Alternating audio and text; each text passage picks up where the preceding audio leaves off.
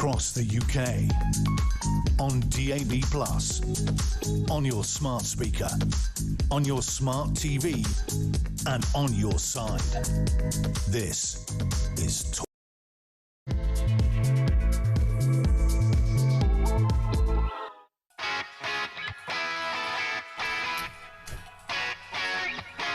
Shall we do this?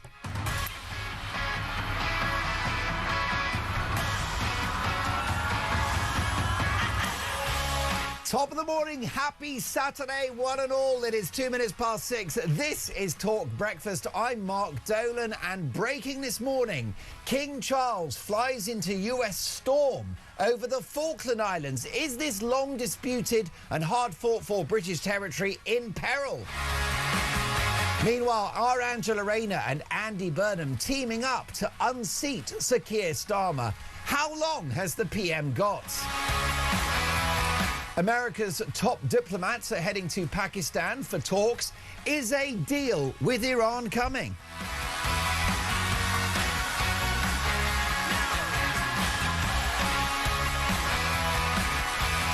And Boris Johnson says in his Daily Mail column that this is the least patriotic government in history. So my question to you this morning is a simple one.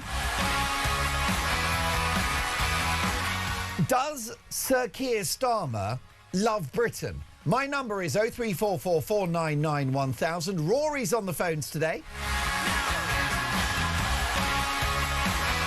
Damien is directing our TV output. Dave, the engineer, is pressing the buttons. And we have a very, very special guest executive producer, because unfortunately Dean Spencer is back in rehab. It was very unfortunate. It was curry night on Thursday at his local Wetherspoons. He's still there. I just say to Dean, just take one day at a time, big guy. So therefore, our star executive producer, the one and only Ted Jeffrey, you're going to notice a significant uptick in quality. I'm sounding better already.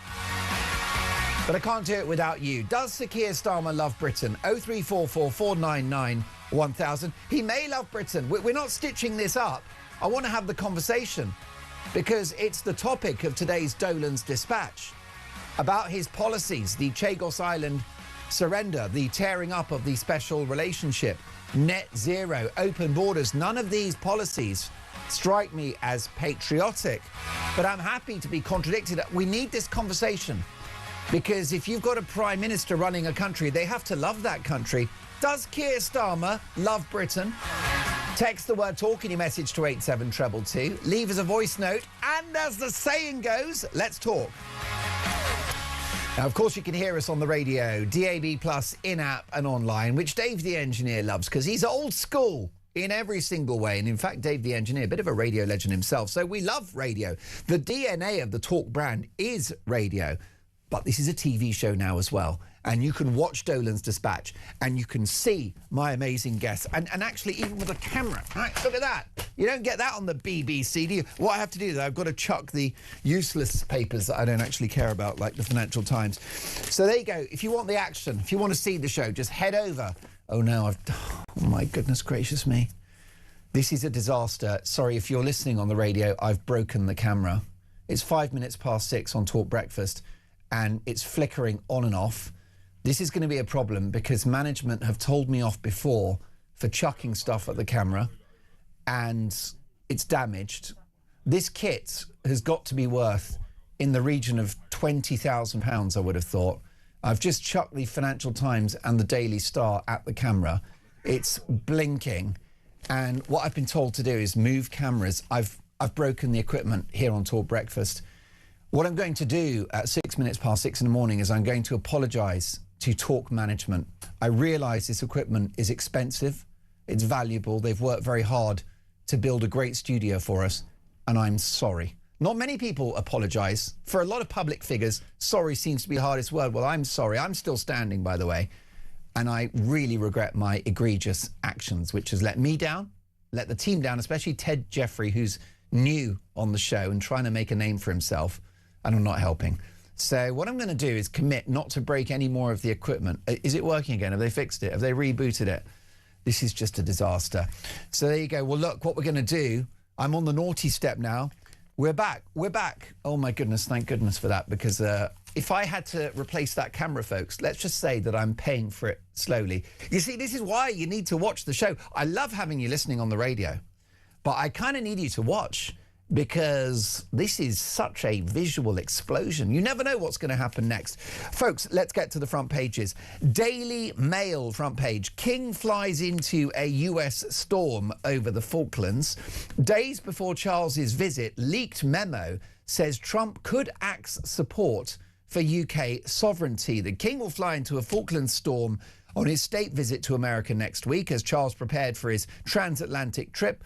The US threatened to back Argentina's claims to the South Atlantic islands. Now, let me put this on record as saying that Donald Trump is a disgrace.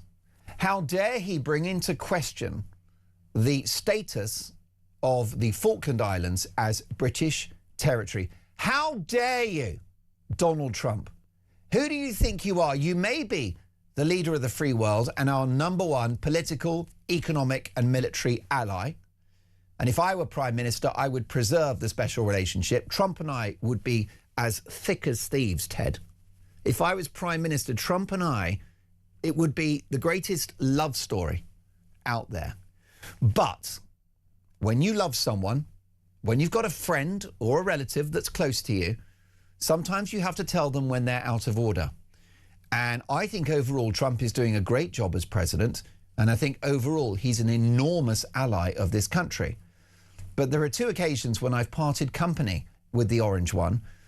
The first occasion was when he questioned the contribution of British troops in Afghanistan, which will upset Ted, because Ted is very passionate about the military. And this is when he said, you know, in Afghanistan, the British troops, they held a little back. They held a little back. That was a lie. Almost 500 brave men died in Afghanistan, British service personnel. So that was out of order and obnoxious and wrong.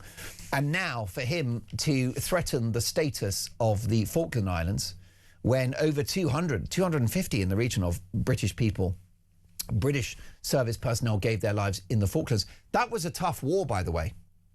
That was not a foregone conclusion. In fact, that was 82. Those were in the days, folks, when we could win wars by ourselves. We don't have that anymore. But anyway, it was a tough war and lots of people were injured and too many people died. But we kept those islands. And now Trump is being obnoxious and saying, actually, maybe the Falklands, maybe Argentina get it, maybe it's not a British territory. What I will say, if you're going to be the Trump whisperer, and if I was Prime Minister, Trump and I would just be like besties. We'd be like Siamese twins, I promise you. If I was Prime Minister, the special relationship would be at its very peak. But the issue is that he doesn't mean this, right? This is PR punishment from Trump towards the UK. It's hot air, and it's what Trump does. He makes big statements, he improvises, he goes off script. He's really angry with us for not supporting America in its efforts to disarm the most wicked regime since the Third Reich. And what's amazing about Keir Starmer, he's so wrong about everything. In my view, his judgment is so poor that he thinks he's played a blinder over the Iran war. He thinks history will judge him very positively for not supporting America and Israel in disarming this wicked regime. But look at Iran. Look what they've done with the Strait of Hormuz, how they've weaponized it. If they should weaponize the Strait of Hormuz so effectively and to that extent, just imagine what they would do with the bomb. Are you telling me, as a sort of left-wing woke progressive, that Iran would weaponize the Strait of Hormuz but not weaponize a bomb? The bomb? Nuclear weapons? Do me a favour. So anyway, on Argentina, it's bluster, it's hot air, it doesn't mean anything. It's a leaked document. What Trump has done is he's asked his team to put together a dossier of all the countries that didn't support America in this war and the sort of diplomatic punishment that could be meted out. None of it means anything. The islanders in the Falklands have got self-determination. Trump's a British patriot. He's not going to take... This is a guy, don't forget. Trump blocked the Chagos Islands surrender. Here's a question for you very early on a Saturday morning. Who loves Britain more, Trump or Starmer? Let me know. Who loves Britain more, Trump or Starmer? Text the word talk in your message to 87222. I believe that Trump loves Britain more than Starmer. I'll tell you for why. Because it is Trump that has said we should be drilling for oil and gas on our own shores. He said you have the best oil, the most beautiful oil, the highest quality. Liquid gold is what it is. The most beautiful oil, the most... Your coal is wonderful, right? He loves our energy. So already that's more patriotic to encourage people to use the energy on their own shores. He also said to the UK that we have to control immigration, because he said if you don't control immigration, you're not going to have Britain anymore. I think that's a very patriotic thing to say. Border control is patriotic. Having energy security and deploying your own resources of oil and gas is patriotic. And he blocked the Chagos Islands surrender. Those are three examples of Trump being more patriotic about the United Kingdom than Sir Keir Starmer. Does Keir Starmer love Britain? Let me know your thoughts on that. The Sun newspaper, UK shoplifting crisis, Greggs scrapping self-service displays, anti-theft drive is most drastic yet. Pork knocks is the headline.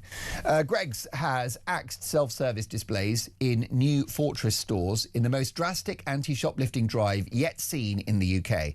Staff at the sausage roll chain hand over food and drink from behind a theft-proof counter. The move comes as annual shoplifting offences soar past £500,000.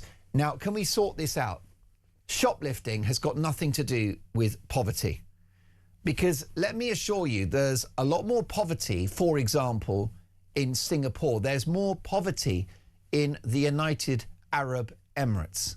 There's more poverty in Russia. There's more poverty in Saudi Arabia. Try shoplifting in Saudi Arabia. Try shoplifting in Russia. Try shoplifting in the United Arab Emirates. Try shoplifting in Singapore. Good luck.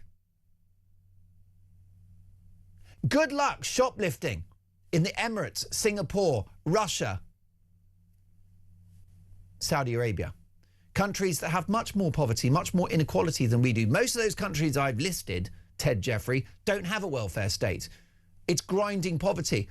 You look at the Emirates and Dubai, it's tragic that they're erecting these skyscrapers and you have men working 12 hours a day in 40-degree heat.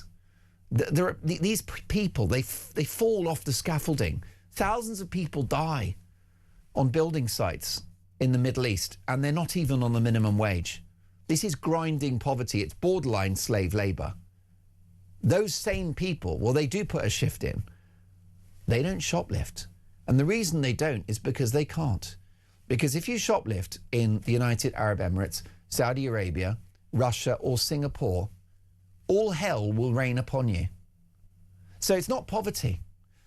And what we have in the UK with shoplifting, it's drugs, you know, it's local gangsters and all of that stuff. It's very organised. It's organised crime. It's the black economy. And it's obscene. And it's a demonstration that Britain, which is a country I love, is becoming a failed state, because you're not a proper country if you need security tags on a jar of Nescafe Cold Blend. It's not a proper country if Greggs the Bakers can't let you go in there and buy a sandwich and swipe it yourself. My local co-op, where they do a brilliant job, all the supermarkets are great. I love Sainsbury's. I think we do supermarkets very well. Tell me if I'm wrong. I think they're all good. Morrison's, I like to mix it up a bit. Sometimes a lot of Sainsbury's, I get tired of Sainsbury's. I get tired of it. It's very, you know, Sainsbury's is fine, but it's like, okay, they're playing the hits. And sometimes to mix it up, just to keep Sainsbury's, you know, on their toes, I'll go down to the old Tesco and I'll mix it up with the Morrison's. I'll throw in an Aldi here and there, just to keep them, you know, treat them mean, keep them keen is what they say. So I go to all the different supermarkets, and it saddens me to see these security tags. It's not a country I grew up in. and there's no excuse for it whatsoever. And now you've got security guards and also the people that work in supermarkets being fired for stopping the shoplifters because they've had enough. I've had enough. You've had enough of it. We're sick of it. So zero tolerance for shoplifting. Just two quick anecdotes for you. First of all, there's a brand called Wasabi. Dave, are you familiar with the Wasabi chain? Rory, do you know about... Rory's quite posh, so he knows. And because Rory is Irish, very socially mobile, the Irish. Do you know the Irish are so entrepreneurial?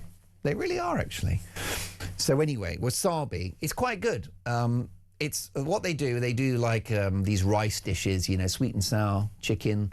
They've got sushi. They're very nice. And they're not outrageously expensive, I would say. You'll get like one of those, you get like a sort of chicken dish, hot chicken dish with rice, maybe about £6 or £7. Okay, it's not cheap, but they're not asking. I mean, look at inflation. Anyway, it's a little branch around the corner from here. And there is a security guard there now with a body cam protecting sushi. Okay? That's a failed state.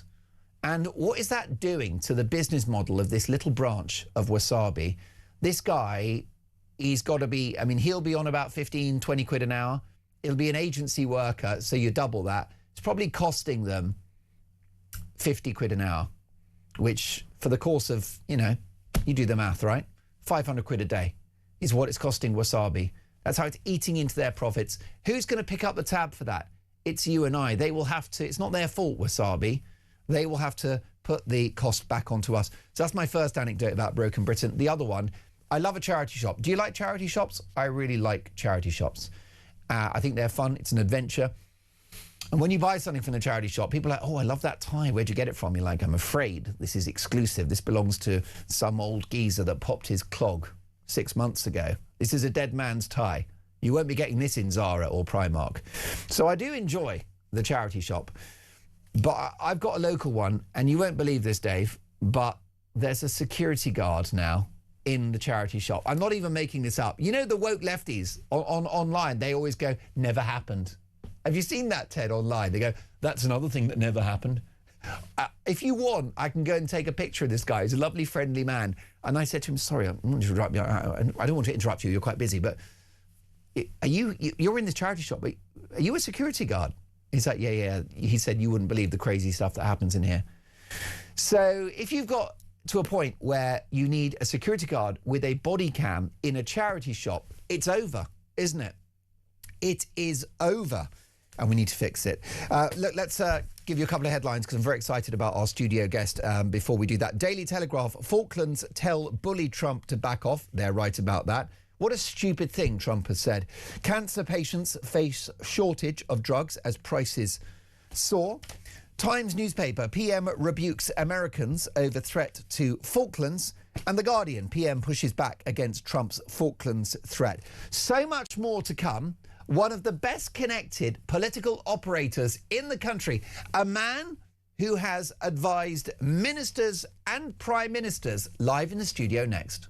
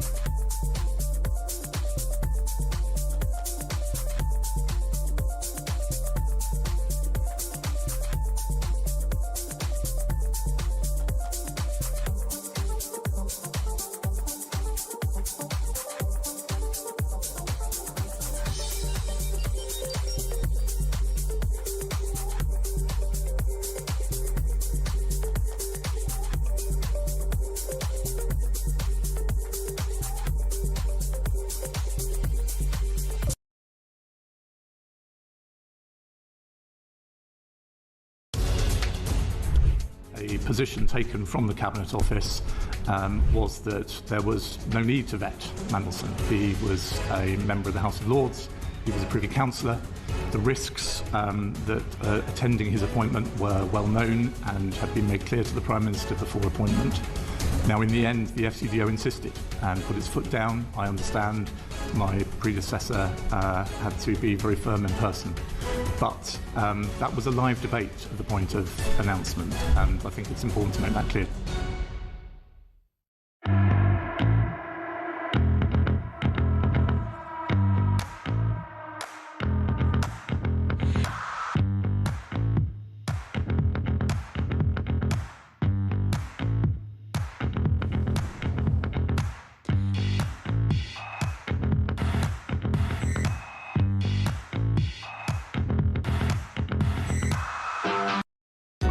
Across the UK, on DAB+, on your smart speaker, on your smart TV, and on your side. This is Talk. So you're listening to Talk Breakfast, and Greggs now cannot have the self-checkout. You're going to be handed a sausage roll in a lot of their branches from a bulletproof screen. It's just very sad, isn't it, what's happened to the country? Sharon says, Mark, this country has no rules and standards. These people do whatever they want, whenever they want, because they know they'll get away with it. I hate this country so much. Sharon, keep the faith, because change is coming. Bring popcorn. Bill in Cheshire. Mark, Trump definitely loves Britain more than the traitor Starmer. Starmer loves nothing and nobody. He's a robot lawyer who has no view, no vision, no empathy with anyone or anything. A duster of a PM.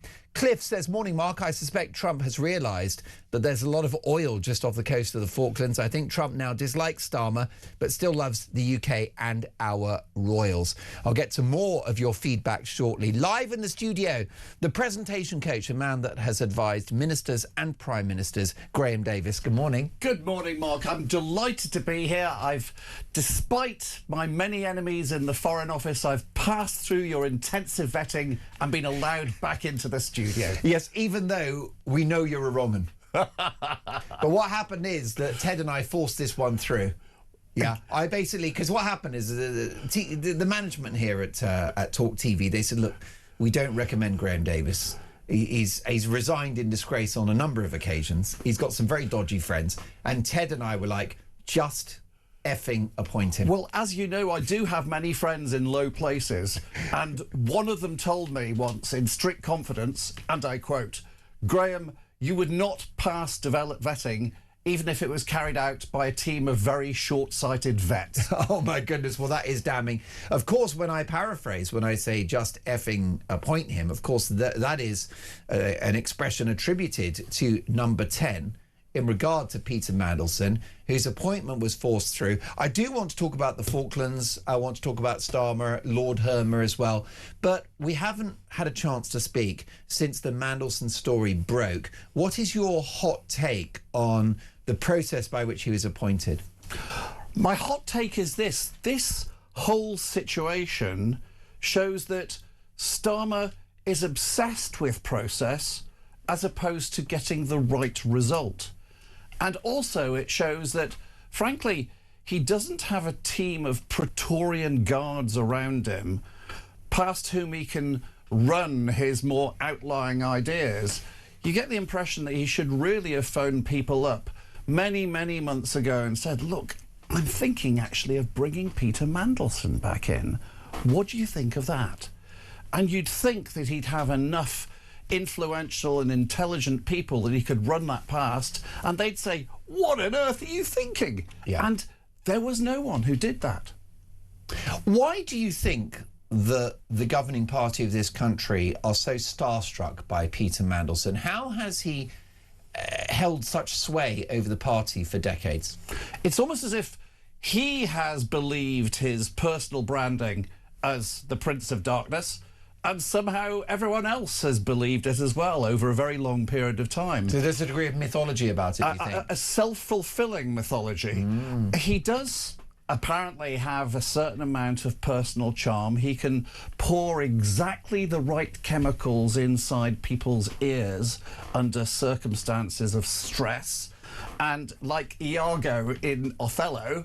But beyond that, it's hard to say what the attractions are, because I think on both occasions that he was fired, actually, he was fired unfairly because subsequent investigations exonerated him. Definitely in the Hinduja case. Absolutely. But somehow there was something about him and his style that meant there was a dark aroma that was left behind, which he was never been able to shake off. And that dark aroma was inevitably going to get stronger if he was brought in to an ambassadorial role. Most definitely. So why do you think they were so determined to give him that job? Because I've spoken to a couple of journalists this week whilst on air, suggesting that maybe this was the realpolitik, that we know that Mandelson has baggage, but he can be the Trump whisperer. He's a bit crooked, Trump's a bit crooked. They'll be as thick as thieves, like soulmates almost.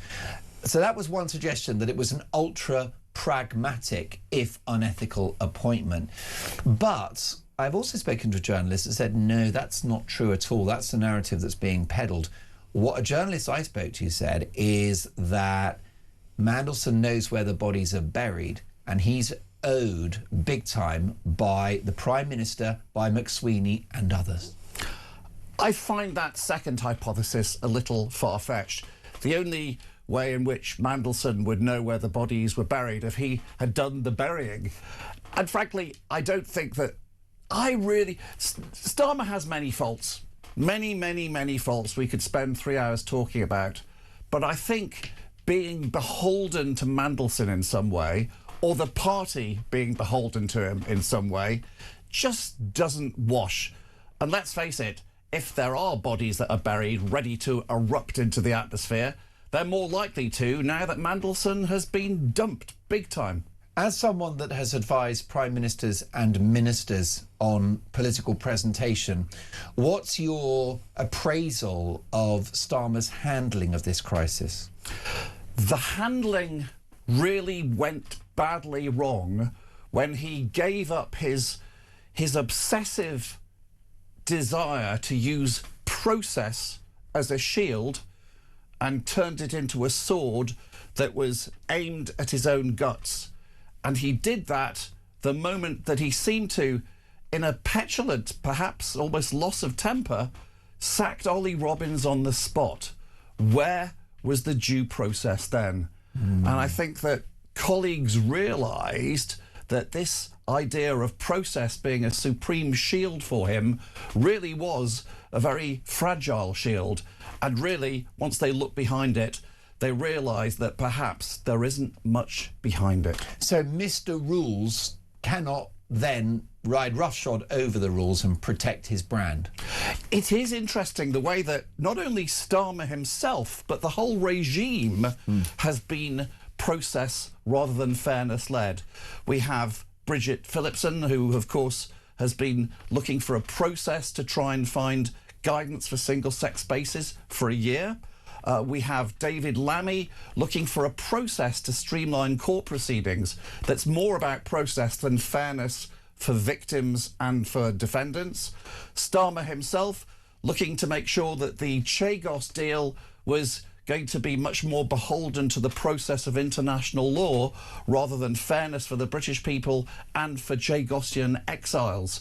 And so, strangely, process has strangled this government and especially this Prime Minister. And we're seeing the same with veterans. That's again about process and about international law, that those who serve this country very bravely, put their lives on the line, are now being subjected to lawfare. Again, this is process rather than national interest, rather than the right thing to do. Process rather than fairness and justice. And that must not be the watchword of a barrister. Well, it mustn't, and that's why this story is really exploding. Lord Hermer, who is the government's top lawyer, the Attorney General, who has praised Keir Starmer for the innovative ways in which Starmer was able to open up the potential legal action against veterans of the Iraq War. This is not a good look for a British Prime Minister, is it? It really isn't. We have always had a tradition, I think a cross-party tradition, of Prime Ministers always showing a great deal of pride in what our armed forces have done and what they stand for. And Keir Starmer's attitude has gone against that tradition. Most definitely. Well, that's the headline. Herma hailed Starmer's groundbreaking work as a lawyer suing soldiers. And we know, don't we, that the Prime Minister has overturned a policy that was established by the Conservatives in 2023 to protect service personnel that served in the Troubles. So now those people can be subject to lawfare going forward. Why do you think Starmer has done this? Because it strikes me as an extraordinary political own goal to preside over a policy that allows our soldiers to be sued. Why is he doing it? He would like to leave a legacy, a sort of mosaic, that he was the Prime Minister that brought in a attitude of total compliance to what he perceived to be, and I'm going to use the dreaded air commas here, international law. And the attitude of being able to open up litigation against former armed forces personnel is part of that. And it does seem to be an obsession that he finds to be more important and more compelling than just about anything else he's leaving behind. So how do you see things playing out for Starmer? Does he survive after the May elections and fight another day? The interesting thing about the Labour Party is that they do things at glacial speed. Gordon Brown was rather famously confronted by some senior figures within the Labour Party in 2008 and 9 and said, your time's up. And Gordon said, apparently, words to the effect of, well, you could start a formal challenge against me. It would take many months. It would tear the party apart. It would tear the government apart. And it would guarantee we lose the next general election. So do your worst. But in the meantime, do leave my office rather quickly. And yes, I've tidied up that dialogue just a bit. Delighted to say Graham Davis, the presentation coach, a man that's advised prime ministers and ministers on political presentation, is with me right through until 7:20. So much more to get through. My question to you this morning is a simple one. Does Sir Keir Starmer love Britain? This is from Huey. Good morning, Mark. How can Starmer love Britain when he hates the British people? How can he love Britain when he goes out of his way to give away sovereign territory? How can he love Britain when he leaves veterans on the streets whilst putting illegals in 4-star hotels? How can he love Britain when he sacrificed British women and girls for the Muslim vote? Enough said. Huey, thank you for that. This is Talk Breakfast. More front pages next.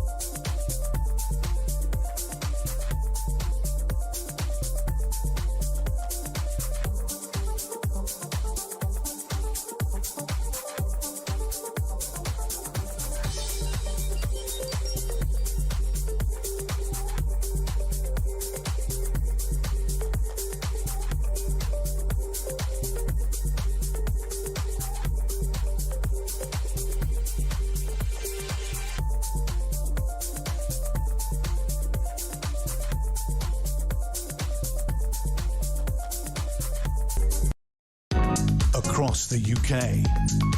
On DAB+, on your smart speaker, on your smart TV, and on your side. This is Talk. 6:37, Talk Breakfast. Does Sir Keir Starmer love Britain? We've got Damon here who says, good morning, Mark. Another power tie. Well, I do hope you like the tie. If you're watching on YouTube, do search up Talk and you'll find us and you'll be able to see the outfit. It's not everyone's taste, but, you know, I divide opinion. I love to do that. Damon says the Prime Minister doesn't love Great Britain or our beautiful history.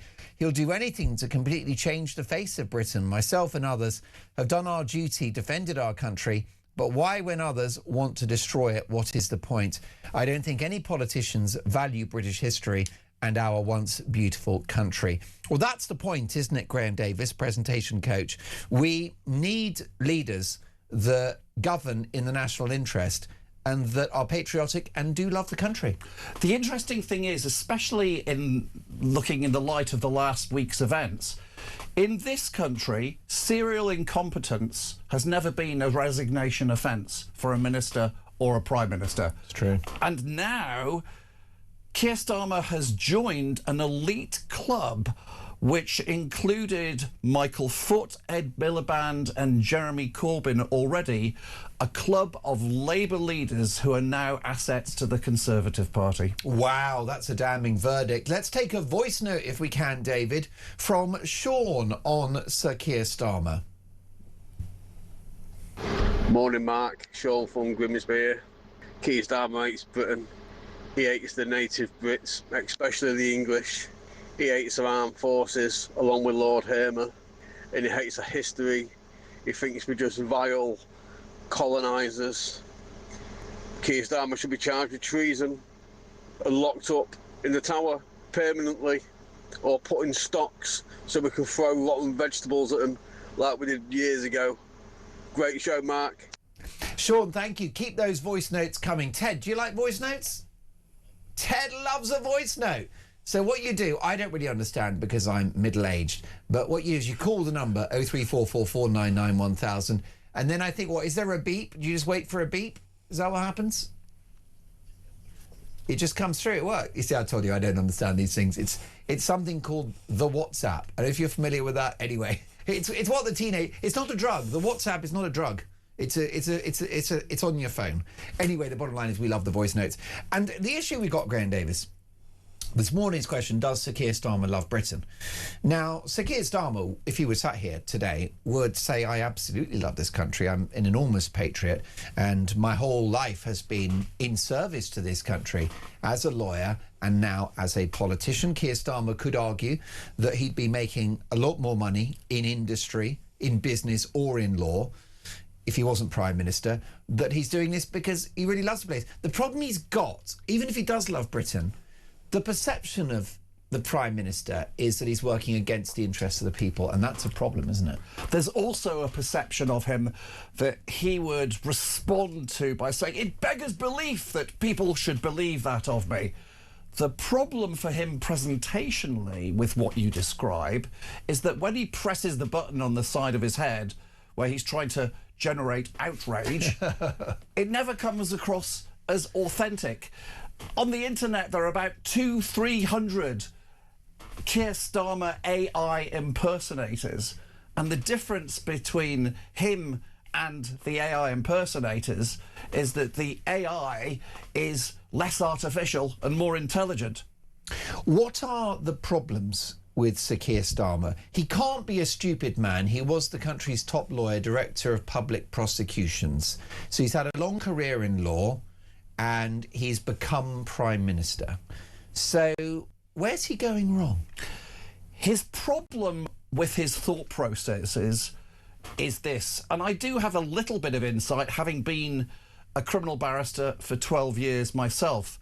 He thinks in blinkers, down tunnels, and he has a process tunnel outside of which he can't really see. He doesn't really have empathy on a human scale beyond the topic that he's dealing with at that moment. Another analogy, he's like a Dalek, shooting this direction, moves the turret, shoots in that direction. He doesn't have a way of bringing those all the things together in a human context. And is that a lawyer problem, or is that his makeup? Well, he is a criminal barrister. He spent a lot of his career defending all sorts of people, defending the indefensible, as I did as well, but also prosecuting people as well, which is quite a change. It seems like schizophrenia to people outside of the legal profession, but it's a very dry world. He wasn't imbued with the ins and outs of tawdry politics for 20 years, and in some ways tawdry politics is a good grounding for being at the senior level of politics. He lived in quite a sealed off world of the criminal bar, and actually it shows.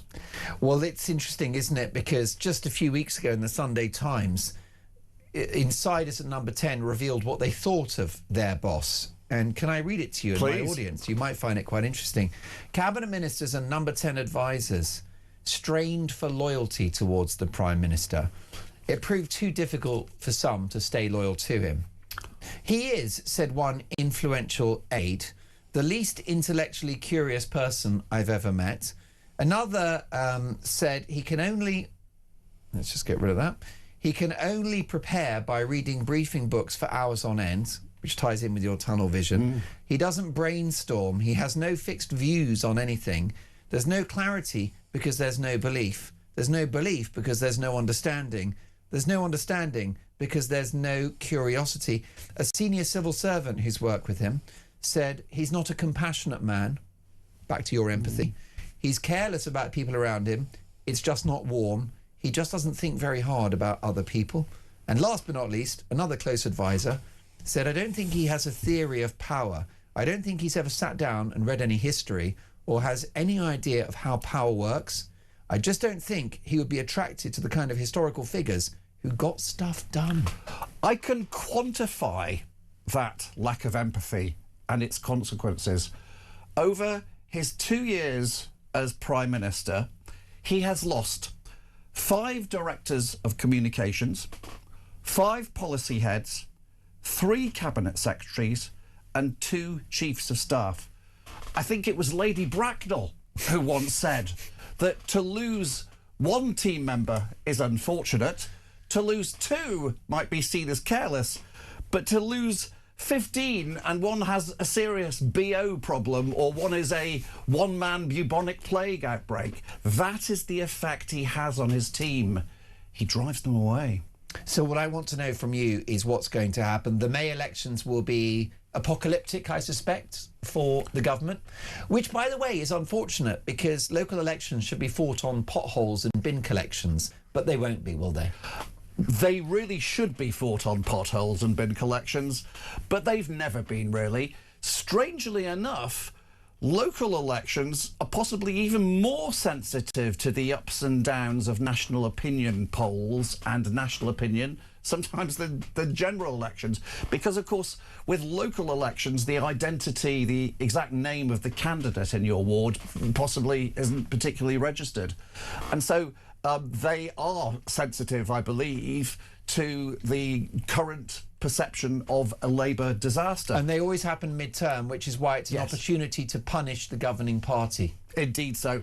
But of course, whether it affects the leadership of the Labour Party or not, that's a different question.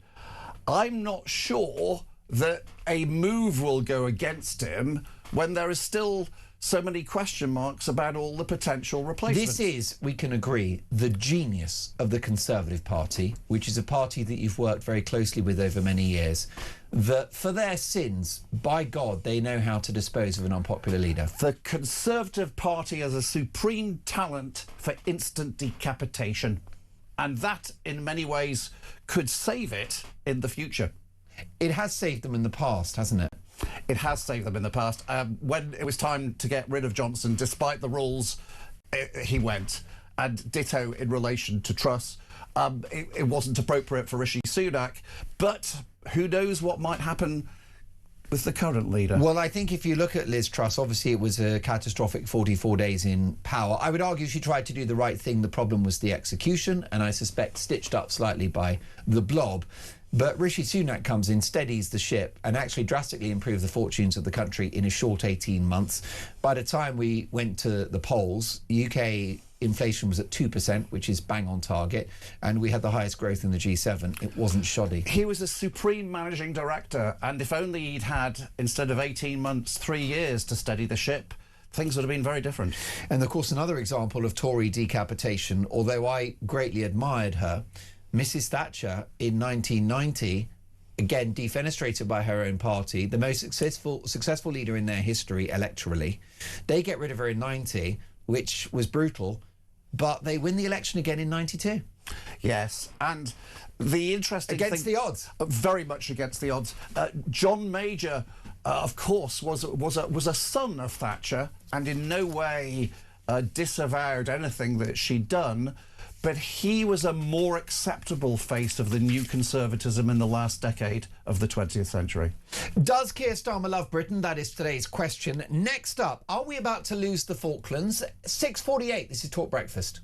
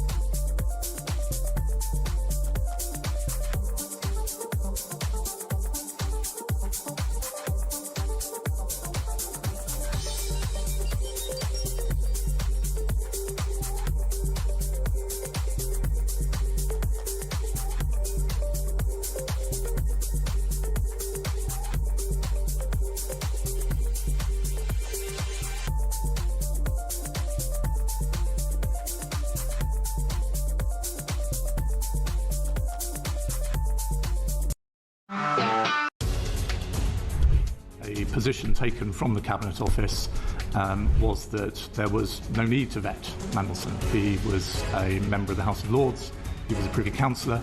The risks that attending his appointment were well known and had been made clear to the Prime Minister before appointment. Now, in the end, the FCDO insisted and put its foot down. I understand my predecessor had to be very firm in person. But that was a live debate at the point of announcement, and I think it's important to make that clear.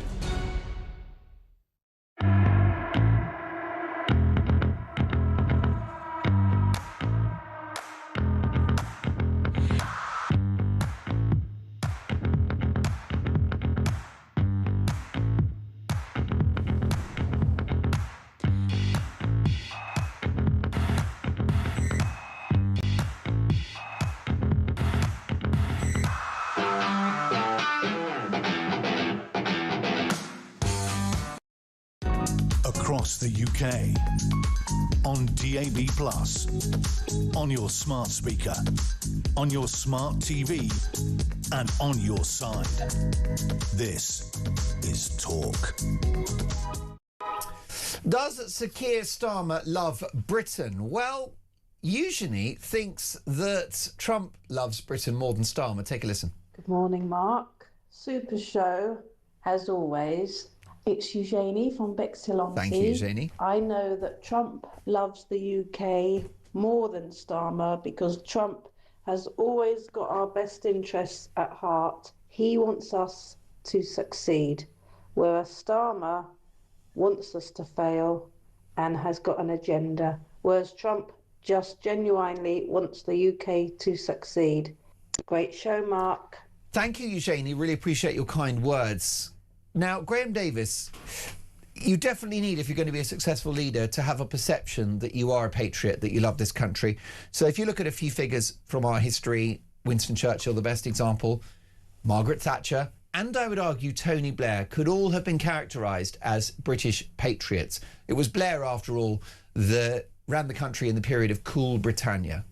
So this hasn't happened to Starmer. There's a perception in America that Trump, for his faults, is focused on the national interests of the United States. It's America first. And that voice note demonstrates that if you're not seen as loving your country, if you're not seen as a patriot, if you're not seen as governing in the national interest, you've got a problem. Yes, especially as possibly the one strong-ish area of Keir Starmer activity as Prime Minister, up to this point, I have to say, has been his carefully calculated Trump whispering. You could see in the state visit that he made to the United States and the way he interacted with Trump was that an awful lot of coaching had been given to him and an awful lot of nuanced calculation had been gone into in order to make sure that he managed Trump in just the right way. However, it doesn't really seem to have paid off because I respect Eugenie's point of view about Trump possibly having the United Kingdom's best interests at heart. I have to challenge it slightly because you do have to remember that only a few weeks ago, Trump very badly insulted our armed forces and questioned their track record in Afghanistan, saying that they served behind the front lines, which is blatantly untrue. A horrible lie, egregious, nasty and wrong. As well as, of course, insulting our Prime Minister and also imposing a 15% tariff on the rest of the world. He didn't consult us before carrying out the attacks on Iran, and now he wants the help of the world that he's imposed the 15% tariffs on. He doesn't quite seem to understand that in terms of managing his long-term friends, threatening and making bullying sounds are unlikely to lead to cooperation, but they do lead to resentment. And I'm going to come to David in Gloucestershire in just a moment, but on that very topic, what do you make of the row over the Falklands? Front page of the Telegraph, Falklands tell bully Trump to back off. A leaked Pentagon memo reveals a proposal to punish Britain for its lack of support over the war in Iran by questioning the UK's right to have the Falklands as sovereign territory. Well, of course, the United States and its support were crucial during the Falklands War itself. They quietly gave us access to satellite footage, which meant that we knew exactly where the Argentine fleet were at any given moment. And they did that before any declaration of support of our position. Actually, now, this leaked memo, it has a hint of a sound of toys being thrown out of a pram. And sabres being rattled? Not even a sabre, cocktail sticks. I think it's about as important as that. So you're filing this under, this is bluster, to be ignored, really? Bluster, and frankly, a little bit of petulance, and I believe it'll pass over. So you don't 24 take it hours. seriously? I really don't.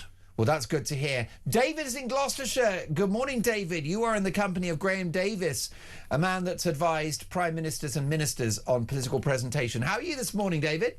I'm very well, thank you, Mark. And morning, Graham, as well. Now, look, David, what in the devil's name are you doing up this early? Oh, I'm always up this time of day. It's just, you know, being an ex-farmer, that's just the way I am. It's in your blood, because producer Ted is up because he needs the money because of gambling debts. But you're up because of your circadian rhythm, ex-farmer. Now, David, let's have a conversation about this. What do you make of the Prime Minister? Am I being harsh asking whether he loves Britain? He would say, of course I bloody love Britain. What do you think? Well, we all know he's a liar, and that's just a fact. I don't think there's any way anybody else can think anything different. The reason I rang in was because one of the things you said just now was you said, oh, well, he must have been good because he made his way to the top of the CPS, you know. And I just thought, hang on a minute, doesn't this show, and I think the public eyes have been open to this, doesn't this show what is wrong with Britain at this moment in time, or has been for a number of years, decades even, why we are in this big, massive mess? Because people like that have been promoted way over their pay grade, way over their ability, way over their common sense, and he's slivered and slimed his way to the very, very top, not just at the CPS, but now as our Prime Minister. And we all know he's not got an ability, a thinking head, a common sense head. And you just think, why? How? And that is why, I mean, people say about the justice system in this country, why is it in such a mess? Hello, who was running it for years and years and years, or at least had a very large part in it? What do you think about this, Graham? Are we being too hard on the Prime Minister? Are we bullying him? Is it cruel? I'm going to scream my agreement with your caller. Because, in fact, actually... Well, you are a screamer. We've always known that. I'm a moaner as well, apparently. It's possibly even worse than your caller just described. In fact, rather than oiling his way up to the top of the CPS, he was a QC, a barrister in private practice, and he was appointed straight to the head of the CPS as Director of Public Prosecutions. So he was parachuted in what was perceived by many at the time as a bizarre appointment. Somebody who had been very much a human rights defence lawyer in his bones and in his guts for so many years, becoming the head of the country's prosecution service. It seemed very strange then. Frankly, it still seems very strange now. So you don't think he got that top job on merit, really? Oh, I don't think... I'm not saying that it was lack of merit, it was lack of suitability. Wow, and look, now he's Prime Minister, possibly the same problem. David, thank you for your call. Have an excellent Saturday. You are listening to Talk Breakfast. So much to get through. At 9 o'clock, Dolan's Dispatch. I'll be dealing with the Prime Minister in no uncertain terms. Our question this morning is a simple one. Does Keir Starmer love Britain? More front pages and debate next.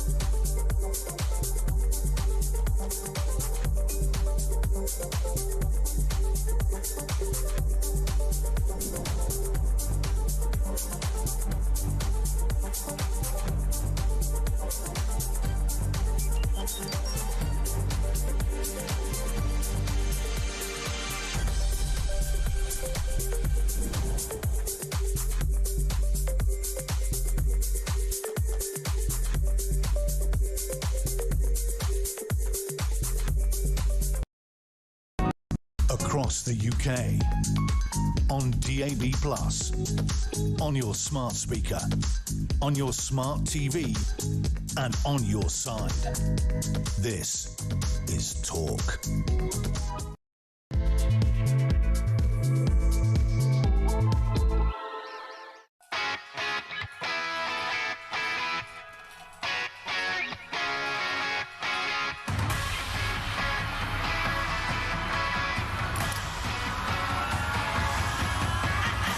Wakey, wakey, rise and shine. Top of the morning. Happy Saturday, 1-0. Mark Dolan here on Talk Breakfast. It's 3 minutes past 7. And breaking this morning, King Charles flies into a US storm over the Falkland Islands. Is this long disputed and hard fought for British territory now in peril? Meanwhile, are Angela Rayner and Andy Burnham teaming up to unseat Keir Starmer? How long has the PM got? And America's top diplomats are heading to Pakistan for talks. Is a deal with Iran coming?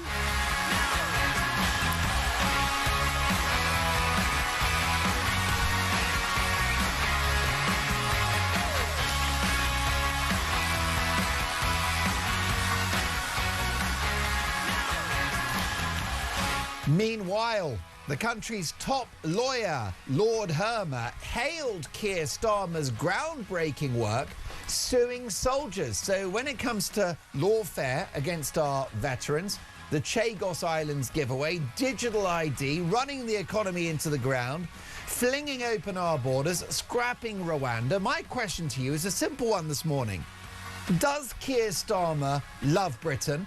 0344 499 1000 is my phone number. The brilliant Rory is taking your calls today with a gorgeous Irish lilt. It's worth ringing that number just to hear his dulcet tones. 0344 499 1000. Text the word talk in your message to 87222. Leave us a voice note, and as the saying goes, let's talk. You can hear us on the radio, DAB Plus in-app and online. You can watch the show and you can see my amazing guests and watch Dolan's Dispatch at 9 a.m. Just head to YouTube, search Talk, hit the live button and up we pop. It's going to be a good show today. Dave the engineer back in the hot seat. Ted Jeffrey, the executive producer of the show. It's the dream team, folks, but I can't do it without you. Does Keir Starmer love Britain? That is today's question. Lots to get through. And let's do so in the company of two good friends of mine. Graham Davis, the presentation coach, a man that's advised prime ministers and ministers on political presentation. And down the line, someone that needs, I should say, no presentation or coaching whatsoever. Neil Parish, former Conservative MP and ex-farmer. Good morning, Neil. Good morning. Good morning. Great to have both of you with me. So this is a growing political storm. Let's have a look at the front page of the Daily Telegraph. Falklands tell bully Trump to back off. Leaked Pentagon memo reveals proposal to punish Britain for lack of support over Iran by questioning the UK's claim over the Falkland Islands. Let's take a listen to Falklands war veteran Simon Weston speaking to the brilliant Talk War podcast about these leaked Pentagon proposals. What the hell's it got to do with Mr. Trump? You know, he's no part to play in all of this. But, you know, as we've heard Mr. Farage say many times about Mr. Trump, don't listen to what he says, look at what he does. And I just wonder sometimes what that actually means, because what he's done with this is thrown a lot of people into dismay, and they will be worried that he may support Argentina. Neil Parish, are you worried about this potential intervention from the White House in relation to the Falklands? Could we lose them? I'm not going to lose too much sleep, Mark, over this one. I think it's one of Donald Trump's sort of, bravados. And I think when you've got, was it 99% of the Falkland Islanders who voted to remain with Britain, very difficult to hand over an island, wherever it is, with a people that don't want to go to Argentina. So I think the trouble is with Trump, he tells his officials to have a look, see see where you can cause problems for various NATO countries, including the UK, and then we'll send out a memo. I mean, Donald must be very upset that this got leaked just before the King's visit, because I mean, the one thing that Donald Trump wants is the King's visit to be a success. He is very keen on our royalty and on our King in particular, and he really won't want this to go wrong. So I just feel for the Falklanders, and I feel for all those soldiers and Marines and everybody who either lost their lives or were injured in taking back the Falklands, and it's something that should be just left and let the Falklanders get on with it. Their economy is going well. Just leave them alone. And I mean, Donald Trump, he is just, putting it bluntly, a terrible stirrer.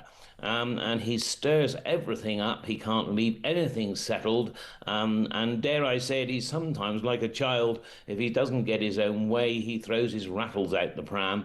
And I rather fear this is one of those. But as for the Falklands, they are very secure, I believe, as a UK dependency. And they are 100% behind that. And so I'm not too worried. I think it's it's saber rattling, but it's wrong, because it upsets people and it makes them feel insecure, and that I'm very cross about.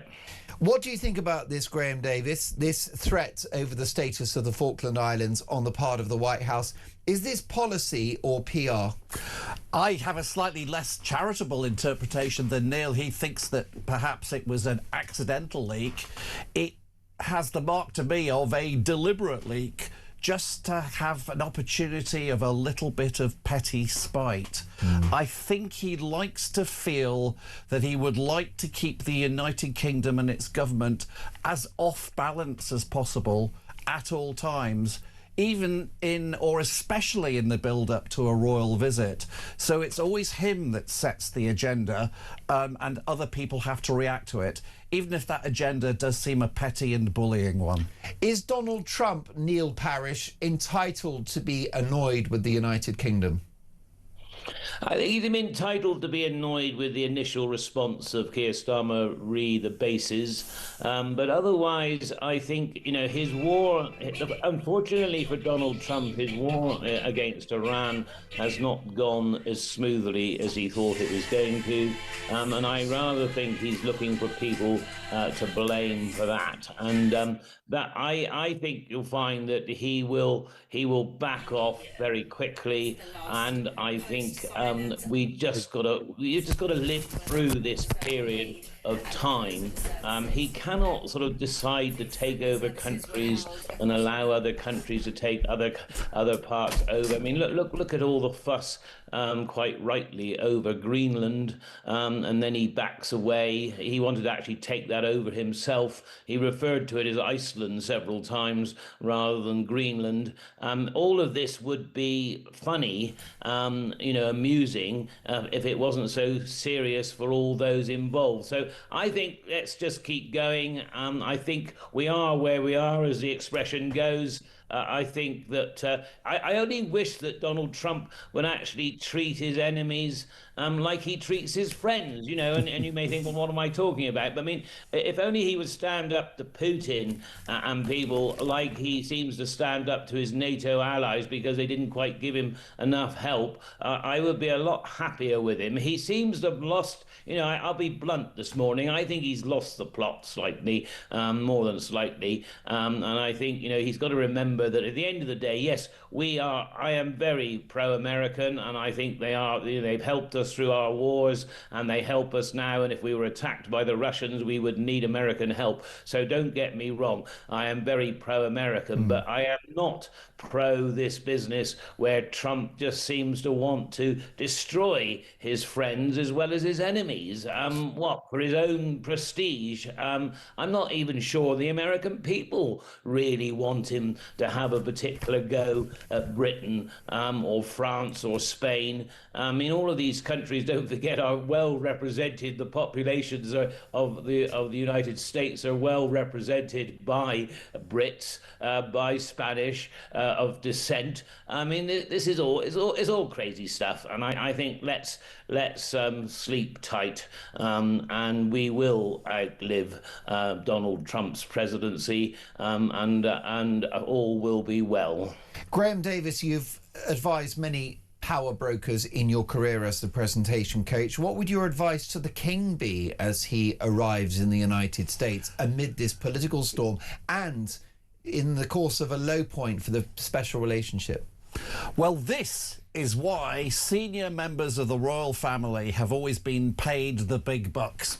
This is the situation for which the royal family was designed in a computer program many hundreds of years ago, and somehow they do have the ability not only to take a briefing from government, but also from their own individual pseudo special advisors to make sure that they have the right level of briefing and the right attitude on a whole host of micro issues as they are brought up or as they bring them up themselves proactively in conversation.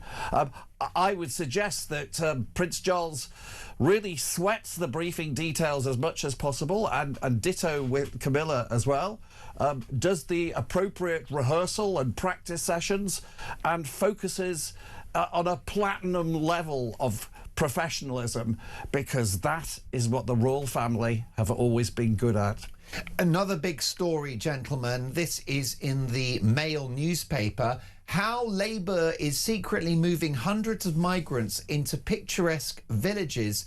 In one case, the first that locals knew about this was when an Afghan started harassing girls at the school gate. This is a national scandal. This was a house, by the way, that was occupied by a migrant, valued at £500,000. Not a good look, is it, Neil Parish? No, I think they do have to be careful, and we had problems with this when Conservatives were in power, where suddenly people were moved into areas nobody knew about it, and this really is not appropriate, especially some of these smaller villages, especially where they're, you'd have an awful job to have police force there or anybody else that's needed, and so I mean, all right. The trouble with migrants, in a way, is that many of them are fine, but some of them really aren't, and they don't understand our women, they don't understand our dress code and all of these things, and there is a real problem, I think, and I think, I mean, what's gone from, 1 minute we're going to concentrate them into ex-army and navy bases, then we're going to, now we're not going to use hotels. Now they're going to, what is it, a scattergun approach of actually sort of spreading them all around the country. Also, Mark, you see, from the migrants' point of view, if you put them into smaller villages and the like, there is nothing for them actually to do. And so therefore, what devil makes work for idle hands. And so it is a case, really, I think, that, the government should look much more carefully at where they're placing migrants, both for the local population is concerned, but also for the migrants themselves. And so I think this is absolutely wrong on all counts. Most definitely. The government, whoever's in charge, Tory, Labour, Reform, they've got to get a grip on this, haven't they, Graham? But I do have some good news for you, Mark, because a Home Office spokesman said, and I quote, "We expect all residents to abide by the law and respect the communities that they are placed in, but we do not comment on individual cases." Well, we often hear that mantra, we can't comment on individual cases. Frankly, I've never been able to understand it. Really, there comes a time when they do need to comment on individual cases. The problem is that no matter what dispersal mechanism is utilised by the government, the numbers are simply too high. That is the bottom line, and no one has addressed that. You've nailed it. The elephant in the room, supply. Yes, you've got people who are here at the moment that shouldn't be there, illegal immigrants, asylum seekers, and it's a question of where do we accommodate them, how do we process their claim. But the public could possibly tolerate that we get on top of the backlog if the supply stopped, but it doesn't. The boats keep coming. The boats keep coming. And again, we're almost looping back to the Keir Starmer process issue. He is reluctant to intercept secret fleet Russian tankers because of the possibility of it breaching international law. Any form of active pushing back of boats, again, there's a nervousness because of potentially some possible breach of international law. I would love to see when any prosecutions would occur in the International Court of Justice for doing either of those things. They would only happen in many years' time and would be almost impossible to enforce. So I think there is a certain amount of pussyfooted cowardice going on. Neil, the elephant in the room is supply. The boats must stop. Yeah, I mean, I think it goes right back to the time when Keir Starmer came in, to power the new government, and the migrants thought that he was a soft touch, basically, and Britain was even more open to come to than they thought before. And everything he's done since, quite rightly, has been...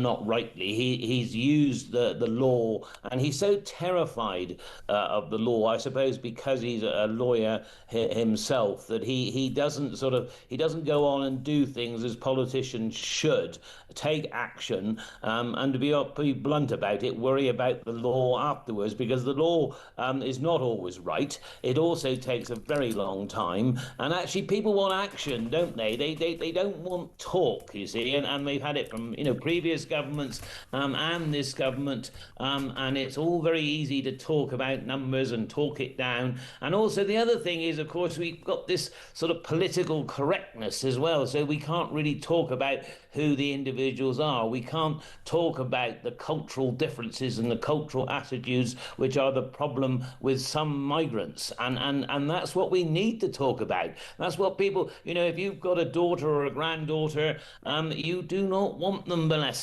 You do not want them bothered by young men who don't understand our culture at all. And this, you can understand why people get so fed up. And meanwhile, all Starmer seems to want to talk about is the law one way or the other. And they're just absolutely fed up with him on all counts, and especially on this issue. Graham, you get the last word. He had a solution for illegal immigration, which he talked about again and again during the general election campaign in 2024. We will smash the gangs. Well, I wonder how many he smashed. Frankly, I think the answer is 0. Graham, a thrill to have you in the studio. We've missed you on your trip to Australia. Come back and see us again soon. My thanks to Graham Davies, the presentation coach. Lots more to come. I'm delighted to say that Neil Parish, farmer and former Conservative MP, is going to stay with us. And is Angela Rayner plotting a return to frontline politics? Is she plotting to unseat the Prime Minister? That's next.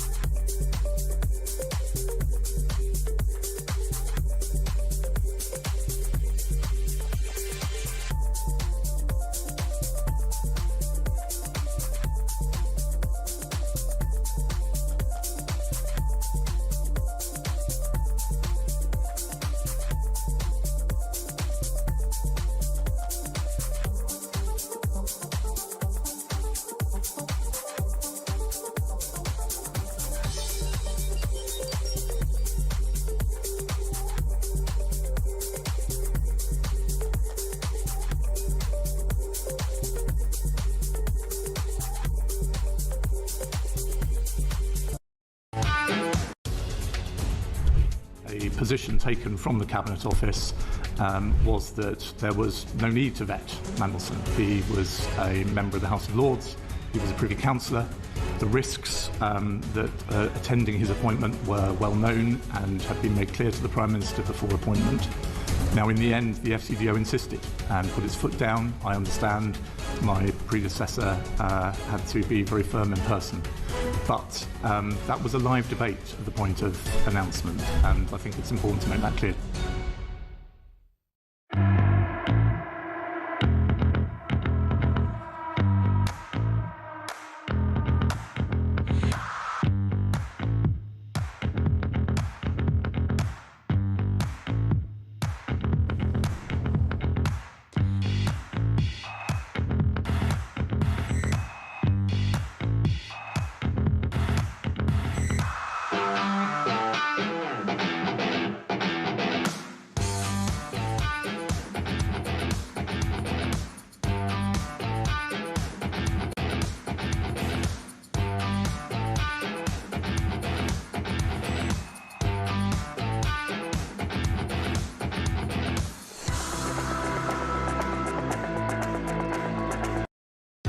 Across the UK, on DAB+, on your smart speaker, on your smart TV, and on your side. This is Talk. So is Angela Rayner plotting to unseat the Prime Minister? Is she pitching herself and Andy Burnham as a political dream team to save the party and save the country? Who better to ask than a man that knows the internal machinations of British politics intimately well? Former Conservative MP and now farmer Neil Parish. Neil, what do you make of this Rayner plot? Well, I think there is a plot, but I think she's not going to move naturally until after the local elections. And so, you've got all the Labour Party activists out now on the doorstep trying to sell Labour, trying to sell Keir Starmer, which, as you can imagine, is almost impossible. So the results will be awful for Labour, and then I suspect they will move. But whether it's a dream team or whether it's a nightmare, Mark, I do not know. And I've said this before to you on Talk TV, Talk Radio, is that I'm not sure whoever Labour replace their leader with will make much difference. It didn't do a lot of good for the Tory party, and I'm not sure it will for Labour. I think people have made up their mind about Labour, but it will move to the left because they are now, of course, more worried about the Greens snapping at their left flank, and they've got Reform and ourselves, Conservatives, snapping at their right flank, and so they're biding their time. You wouldn't fire off now, you see, because who would want, even if you could decapitate Keir Starmer before the local elections, I very much doubt you could, you wouldn't want to, because you want somebody to carry the can for those awful elections. And I mean, political parties react in exactly the same way. They may have different philosophies, but the way they internally work and the way they stab each other in the back, I'm afraid, is only metaphorically speaking these days, goes right back to Brutus and right back to the Romans, basically. It's the same system, and they're just biding their time, aren't they? Most definitely. Neil, you're not that long out of the Commons. You will have brushed shoulders with Angela Rayner. What's your appraisal of the woman?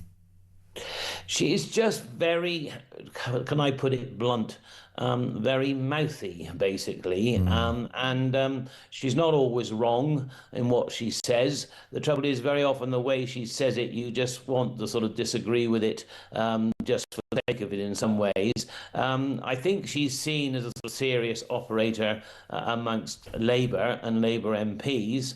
I'm not sure she's hugely liked by the British public, especially those that you want to vote Labour, that are not not voting Labour now. I think if she was to become leader, she'd probably be quite attractive to the Labour Party members, but I'm not sure she's attractive to anybody else.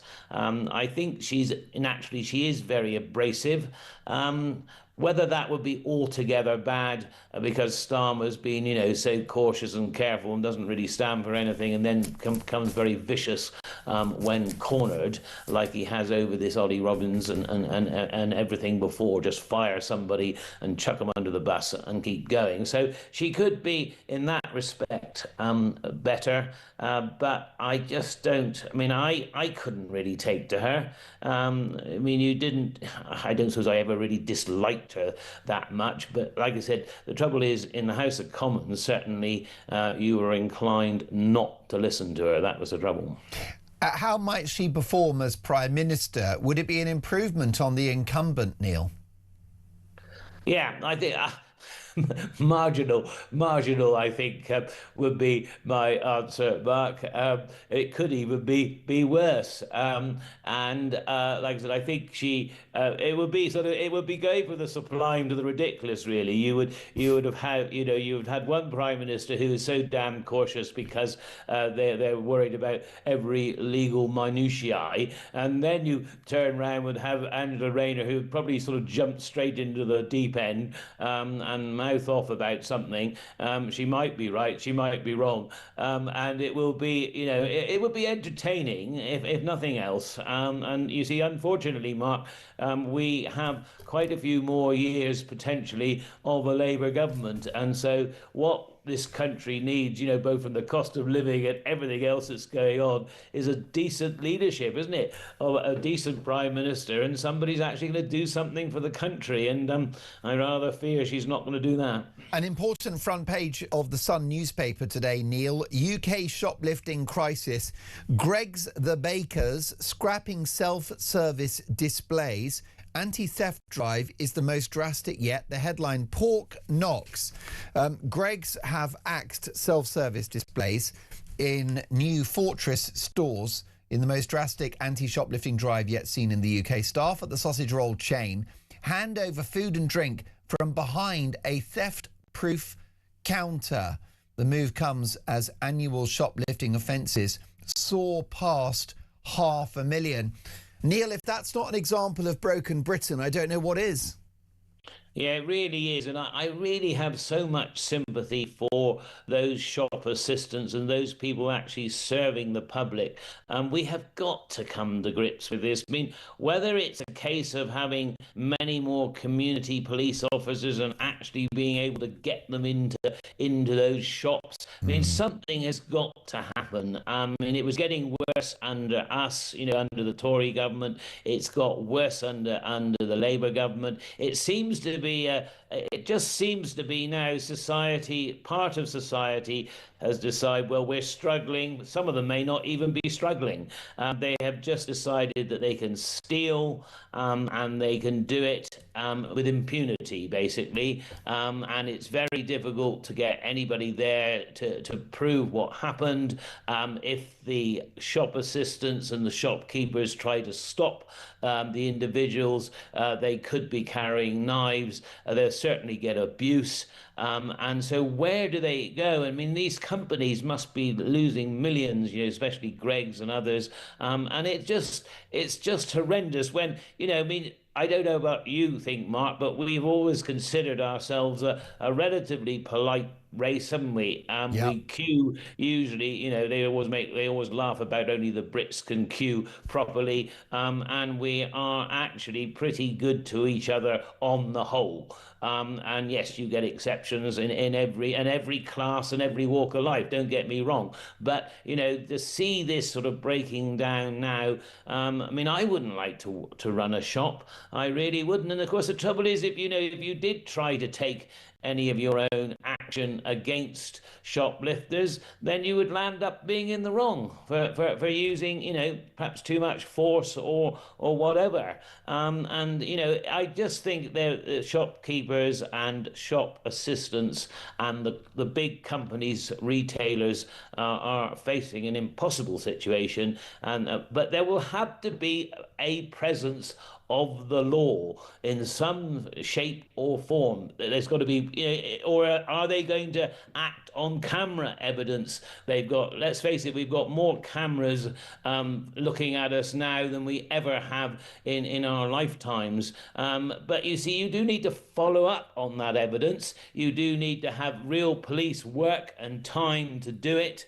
Something's got to change. Perhaps the way the police do it as well, break the amount of bureaucracy and paperwork that they've got. Somehow or other, action's got to be done. Otherwise, we will talk about on your radio show and on everybody's radio show how terrible it is, because at the moment, people are getting away with it, and they know they're getting away with it. Younger and younger.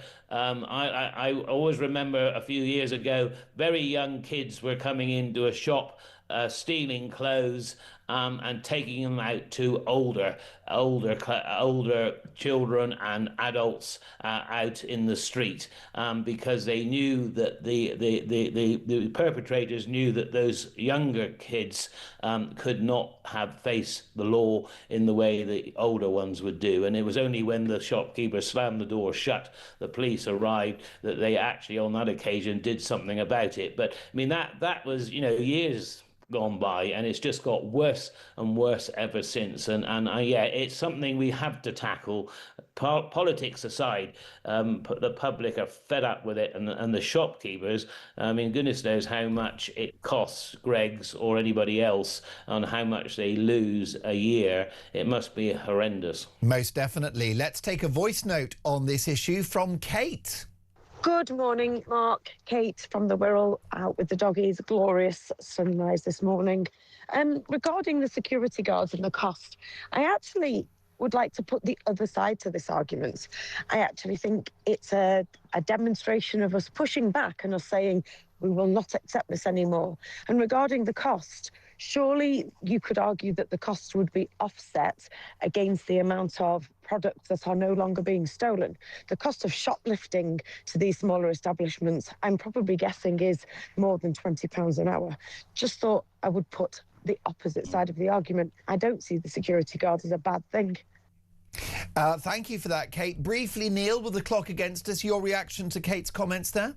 Yeah, I mean, I think she's very right. I think you've got to, not only do you have to have the security guards, but you also have to have it backed up by the police so that something can actually be done. Not only stop them on that occasion, but make an example that they not to do it in the future, because otherwise they just go and do it somewhere else. And I think that's the key to it, not only dealing with it in that individual shop, but dealing with it to actually act as a deterrent to stop them doing it again.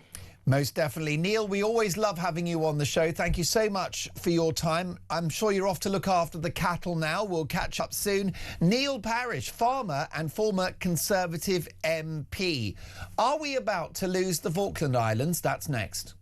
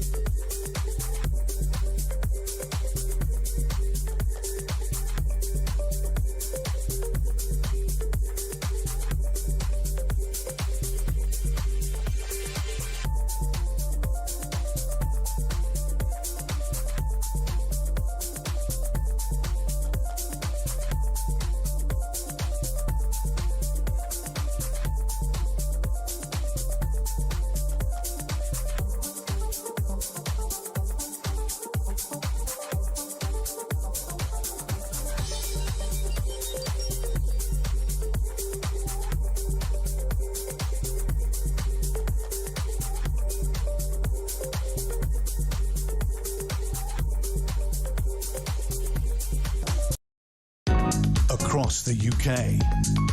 On DAB+, on your smart speaker, on your smart TV, and on your side. This is Talk. You are listening to Talk Breakfast. Mark Dolan with you until 10 a.m. It is now 7:37, and let's talk about the sabre rattling from the White House. Front page of the Daily Telegraph: Falklands tell bully Trump to back off. Leaked Pentagon memo reveals proposal to punish Britain for lack of support over Iran by bringing into question our claim on the Falkland Islands. Let's get reaction and analysis from a very good friend of mine, a very good friend of the show, Martin Whittock, one of the best-selling historians in the country. Hello, Martin. Good morning to you. This is a load of PR nonsense from Trump, isn't it? It's puff, it's noise, it's hyperbole, it's nonsense. Well, what is it with Trump and islands? Greenland, the Falklands, Hague Island. I mean, clearly there are great attractions here. Real estate clearly is on his mind. I think we should be concerned about this because of what it says about relationships with America. Yeah. Not because I think for a moment the Americans are about to, throw their weight behind the Argentinian claim on what is known in Argentina as the Malvinas, of course we know as the Falkland Islands, because that's just not going to happen. I mean, many listeners and viewers will remember the Falklands War of 1982, and I do as well, and of the sacrifice of British service men and women that made that possible to keep the Falkland Islands where the Falkland Islands want to be. And that's the key point, of course, is that the overwhelming majority of Falkland Islanders want to remain part of the British system, want to remain under the British Crown. And so that's very, very important to remember. But what I think is really important here is it shows the real strains, if you like, kind of like the fault lines that are really emerging, the moving tectonics, to keep in that kind of imagery, of what's happening in the relationship between the Trump White House and its one-time allies in NATO and elsewhere. And what we have here, as you say, is a leaked memo from within the Pentagon, leaked email, I believe, in the Pentagon, first reported by Reuters, which basically goes to show that there seems to be a shift in the Trump position, that maybe they will no longer accept the British de facto control over the Falklands. And there is clearly lots of evidence that Trump is very friendly with the current Argentinian president and has a lot of connections there. Javier Milei, another populist right-winger. Yes, and put a lot of money that way in order to support them. I mean, it didn't go well with Orban in Hungary, one notes, but clearly it's gone the way Trump wanted it to go in Argentina. So I think this is a way of Trump signalling to his allies in South America that within the Western Hemisphere, we are going to continue the current White House, the Monroe Doctrine, that basically America is the dominant force, or perhaps the Donroe Doctrine, as we should now call it. And I think it's a way of looking for ways to punish those states they feel have not been supportive enough over the war with Iran. But I do not think there's actually going to be anything that will actually challenge British sovereignty in the Falklands. It's more a worrying sign of how distant the Trump White House is now from its allies. And that must be watched with great interest in Moscow, in Beijing, because this kind of fracturing of the Western alliance is really significant. And that's what Trump's main damage is that he's doing at the moment. I think the Falklands are safe, but the relationship is quite something else. Is that safe? Well, that's far from clear. It's a disgrace from Trump. It's egregious. To weaponize our sovereignty over Argentina is, as you will agree, Martin, historically illiterate, because our claim on the islands is very long-standing, and it was a very bloody war that was a difficult one to win. That's right. I mean, the British sovereignty of the Falkland Islands goes back to 1833, and it is of long established. The Falkland Islanders want to remain British. I mean, that's the end of the story, okay? That is it. That's how it is. But what it shows is, it shows the bullying tactics of the Trump White House, that it wants to just have it out there at some point that we might do this again. And that nothing is sacred, and that over 200 lost lives in that bloody war were in vain. It's deeply offensive. It is deeply offensive. And one, of course, remembers what Trump said about our forces in the Afghanistan, exactly, precisely, and elsewhere. It's as if we simply weren't there. He remembers what he wants to remember. He reinvents the past in order to support the current narrative. He was extremely offensive over our troops in Afghanistan. He clearly has just dismissed what happened in the Falklands. Does he even know what happened in the Falklands in 1982? And he will do whatever he can to try to put pressure. And this government and any government has to stand firm. In most cases, I think it's best to ignore him. Actually, I think it's just best to pretend it didn't happen because it gives him the oxygen of publicity. But if necessary, we have to stand firm and say so. Most definitely. I think it's bluster. I tend to agree with you. But as you say, what it says about Anglo-US relations is quite damning. Just a kind of quick historic reflection on that Falklands War. I was about 8, 9 years of age. I remember watching it play out on TV. And it was a difficult war to win. It was not a fait accompli that we could get the job done. Mrs. Thatcher demonstrated a degree of political courage and bravery, didn't she, as Prime Minister at that time? She had to go to bed every night wondering whether the war might be lost. I was a young teacher at the time. I just started teaching in the early 1980s. And like you, I was watching it in real time unfold. And it was an extraordinary military achievement. But of course, what it reminds us is of the reduction of the British armed forces that were happening then, but also have accelerated since then.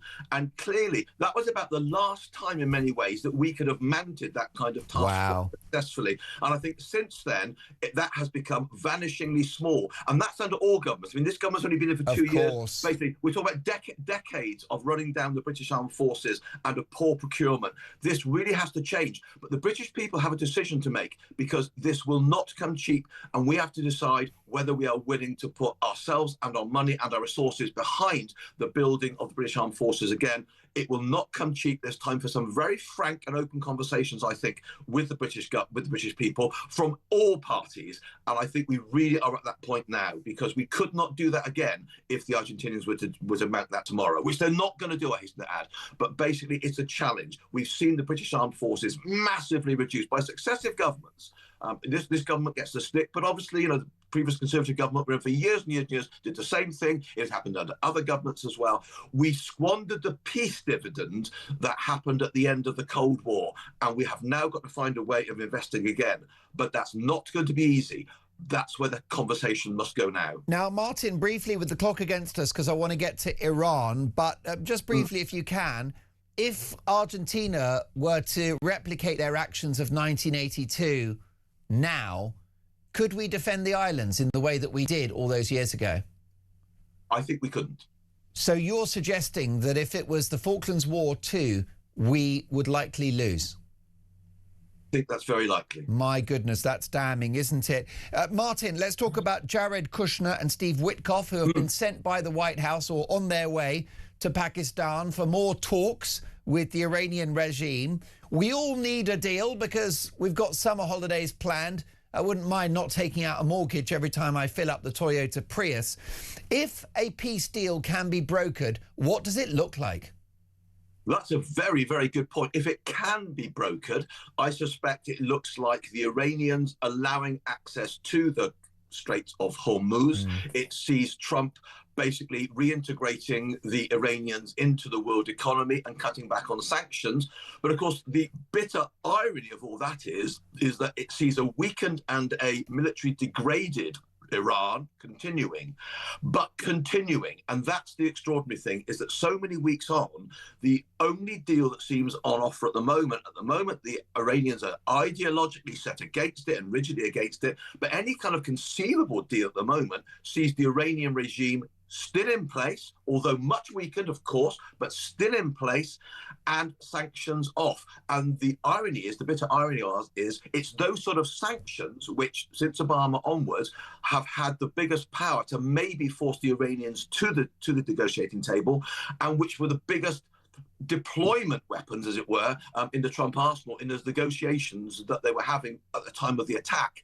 And it's possible those may then have to go in order to open up the Strait of Hormuz. And that would be a bitter irony indeed. Trump would obviously point to the weakening of the Iranian regime, and that's undeniable. but it's still there with the capability to grow again and still with its enriched uranium in place. So we really are in a sorry state in terms of really dealing with, in a significant way, the Iranian regime. Martin, I'm looking forward to our next on-air encounter already. Thank you for your valuable time and your deep, deep knowledge of these issues. Martin Whittock, one of the most published historians in this country. Well, folks, we're having a big conversation today. Does Keir Starmer love Britain? That's the topic of today's Dolan's Dispatch. More to come, 7:48. This is Talk Breakfast.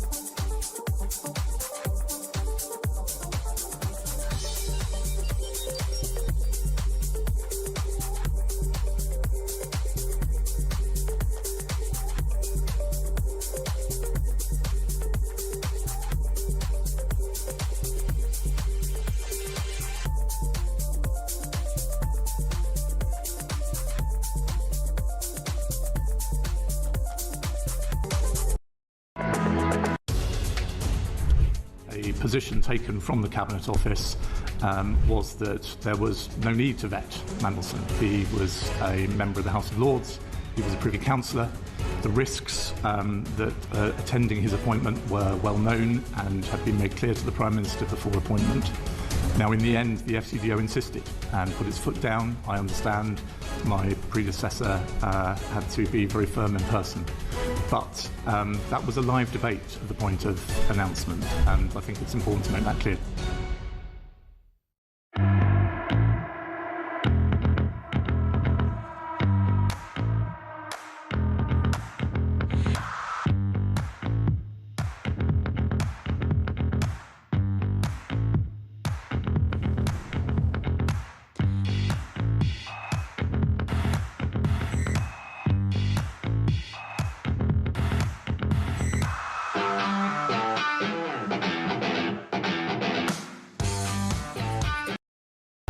Across the UK, on DAB+, on your smart speaker, on your smart TV, and on your side. This is Talk. You are listening to Talk Breakfast. It is 7:51, and we covered this story earlier in the week, and it's developing somewhat significantly. Homeowners are illegally advertising Muslim-only flats in parts of East London as politicians condemn the listings as disgusting and anti-British. Online adverts and social media posts have revealed apartments are being marketed specifically for Muslims in areas such as Watford, Stratford and Leighton. The phrase Muslims only is strictly banned in ads, but it's still being used by live-in landlords to ensure they just receive applications from those of the same faith. Others get around the ban by stating their preference for a Muslim person, which is allowed, but only for those renting out a room in the home where they reside. Well, it's a political storm. What does it tell us about our divided country? who better to ask than Khadija Khan, who is a journalist, broadcaster and commentator. Great to have you on the show again, Khadija. Thank you so much, Mark, for having me on. Why is this happening? Why are communities advertising for Muslim-only households? I mean, this is indeed a worrisome that landlords are engaging in this illegal practice of advertising for Muslim-only tenants. Politicians have condemned, but this troubling issue continues unabated. Numerous listings on social media platforms call for applicants who are exclusively Muslim, which is not only morally reprehensible, but also violates the Equality Act. This law clearly states that landlord cannot discriminate against tenants based on their religion. Now, let's be honest about it. The wording Muslim only is exclusionary. While individuals may have personal preferences regarding cultural or religious compatibility, displaying biases and prejudice overtly in business should never be acceptable. And this is business we are talking about. This is not simply a matter of personal preference. This situation, painful, this entire situation, I would say, including the politicians condemning it, invokes the painful memories reminiscent of the 1960s and 70s. No Catholic, no Irish, and no blacks. Clearly, this is a regression, not advancement in terms of social cohesion. Imagine the uproar if landlords were to advertise for whites only or Christians only. Good luck. There would be a national uproar, and rightly so. What is it about this community which seeks to only have people of a similar faith around them? I think this is an irony that while we are proudly champion multiculturalism, tolerance, diversity, significant segment of our society seem reluctant to embrace these values. So we are tolerating the intolerant. Exactly. Preferences based on religion and politics have emboldened ethno-religious enclaves in this country. And this is a lamentable fact that these divisions along the lines of ethno-religious identities are widening, fueled by underlying religious, linguistic, tribal, and sectarian biases. And if people cannot demonstrate tolerance in their personal lives and in their business and social interaction with their fellow citizens, then a wider society cannot be built on the same principle of tolerance. Is the rise of Islam here in the UK, it's the fastest growing religion in the country, is the rise of Islam a problem? I think the rise of asserting Islamic orthodoxy in public and political sphere is a problem. We have different faiths and different, people from different ethnic and racial backgrounds in this country. We have a diverse society, but it is not a melting pot. We are not integrating. And when we have this blatant encouragement of having ethno-religious enclave where you have to have preferences based on religious and political views, I think we are not doing any service to the notion of having a cohesive society. Yes, there is a problem of asserting Islamic orthodoxy in public and political sphere, and we have to address this issue because we love to celebrate this fact that people are free to follow whatever belief they may choose for themselves in this country. However, asserting their beliefs onto the wider society is a problem. Is there a unique and particular problem around integration among British Muslims, or is it the case with all religious groups? I don't think so that we are encountering problems in other communities the way we have this issue within British Muslim communities, because the religious identity has taken, I would say, preference over national identity or the identity of being British and having cordial or amiable relationship with the fellow citizens. I think this is where the problem lies. Again, the assertion of religious supremacy is the problem. And when we see these kind of advertisement in public sphere, I think this shows the intensity of the problem, that these ethno-religious enclaves are growing. They are not, I see it as a regression. It's not a progress in terms of social cohesion in this country. How do we fix this, Khadija? I think we need to have shared values upon which we can build a cohesive society. This goes without saying. We don't have to have self-imposed ghettoization in our society on the basis of religious and political views. The sectarianism is on the rise. And why? We know that foreign agendas are at play in our political sphere. And this is harming the concept of social cohesion that we love to champion in this country. If we ever hope to have a cohesive society, we have to have shared values, which are British values. And we have to have a concept of melting pot in our country. When we talk about different cultures, we cannot have a multicultural society. We cannot have cultural enclaves and then, claim to have an integrated society. It's not going to work that way. We cannot have it both ways. We have to have shared values, which are British values, and we have to be proud of that, and we have to uphold them when we are talking about interacting with our fellow citizens, whether it is about personal lives or it is about business that we conduct in the wider society. Well, Khadija, you are clearly a great British patriot. More power to you. What a privilege to have you on the show. My thanks to Khadija Khan, journalist and broadcaster. More to come.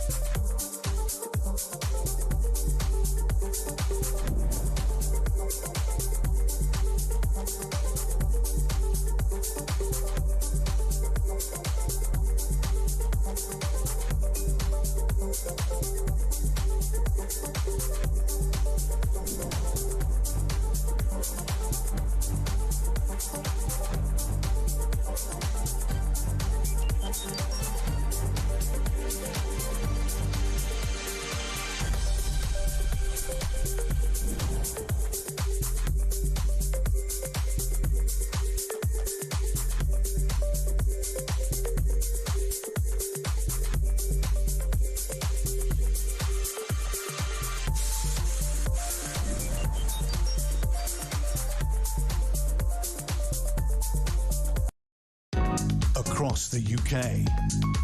On DAB+, on your smart speaker, on your smart TV, and on your side. This is Talk.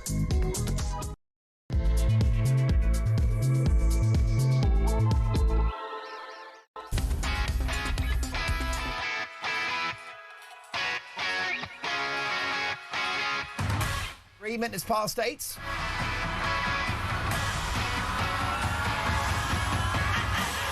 Top of the morning, happy Saturday one and all. Mark Dolan Talk Breakfast, and your weekend starts here. Breaking this morning, King Charles flies into a US storm over the Falkland Islands. Is this long disputed and hard fought for British territory in peril? Could we lose the Falklands? Meanwhile, are Angela Rayner and Andy Burnham teaming up to unseat Keir Starmer? How long has the PM got? And America's top diplomats are heading to Pakistan for talks. Is a deal with Iran coming? And if it doesn't happen, could we lose our summer holidays? We've got the inside story. Producer Ted's freaking out. He's planning a week in Ibiza. Dave doesn't travel well. It's the Isle of Wight for him. Keep it British.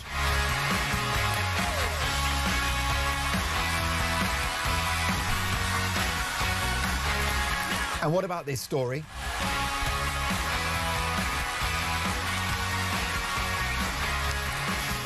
The government's top lawyer, Lord Hermer, has hailed and praised Keir Starmer's groundbreaking work in suing British soldiers when he was a human rights lawyer. So whether it's going after our military veterans, whether it's the Chagos Islands giveaway, whether it's running the economy into the ground, whether it's net zero, which is economic suicide, whether it's scrapping jury trials, which have worked quite well for 900 years, ID cards, open borders. My question to you this morning on a Saturday is a simple one. Does Keir Starmer love Britain? Is he a patriot? Does he like this country? Give me a call. My number is 03444991000. The excellent Rory is taking your calls this morning. The brilliant Luke is directing our TV output, so you can hear us on the radio, DAB+, in-app and online, but you can watch the show. Just head to YouTube, search Talk, and up we cop. Up we pop. So much to get through. Dave is pressing the buttons. The excellent Ted is the executive producer of the show, and oh boy, have we got work to do. As the saying goes, let's talk. And we'll kick off with today's front pages. We start with the Daily Telegraph. Falklands tell bully Trump to back off. Leaked Pentagon memo reveals proposal to punish Britain for its lack of support over Iran by raising into question our sovereignty over the Falkland Islands. The Mirror, danger pets bombshell, dog attacks double, maulings cause injury or death, surge to 81 a day since lockdown. I've got to say, I detest these dangerous dogs. I've had so many experts on the show who say, oh, a Labrador is just as bad, or a Chihuahua. Do me a favour. These XL bullies and Staffordshire Bull Terriers and the Pit Bulls, they are built for violence. They've got more physiology, more strength, and even in their DNA, it's about killing the target. You don't get the same from Lassie or your Labrador. So we've got to take care of these wicked, dangerous dogs. The weekend, Cabinet in secret talks over who will tell Starmer to stand down. Daily Express now say sorry to badly let down rape victims. A message to Sir Keir Starmer. And Falklands hero Simon Weston's fury at Donald Trump. And what about this? On the front page of the Sun newspaper, UK shoplifting crisis. Greggs are scrapping self-service displays. So you can't go into Greggs the baker anymore and just grab yourself a sandwich or a donut. You've got an anti-theft drive. The headline of the front page of the Sun, pork knocks. Greggs have axed self-service displays in new Fortress stores in the most drastic anti-shoplifting drive yet seen in the UK. Staff at the sausage roll chain hand over food and drink from behind a theft-proof counter. If that's not an example of broken Britain, I don't know what is. Let's get reaction live in the studio. Former Met Police Detective Chief Inspector Mike Neville. Hello, Mike. Yes, good morning, Mark. These scumbags cannot plead poverty. There are poorer countries in the world, such as Singapore, the United Arab Emirates and Russia, where shoplifting doesn't happen. Well, it doesn't, because the punishment fits the crime, really.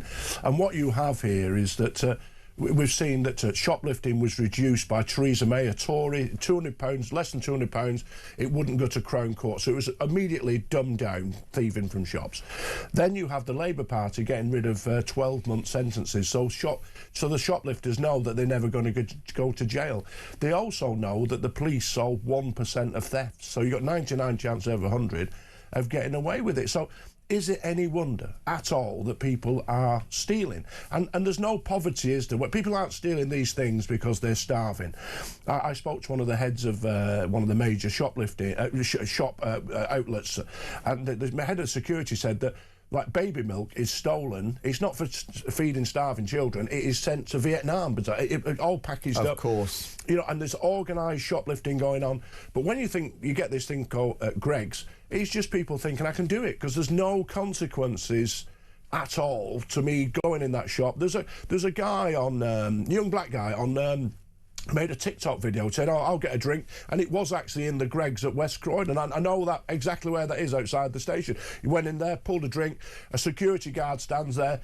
He does nothing, because he's been told if you grab hold of him, you'll be sued. We've seen these two guys sacked from Waitrose and Morrison's for challenging and grabbing hold of a shoplifter. So we've got corporate cowardice as well.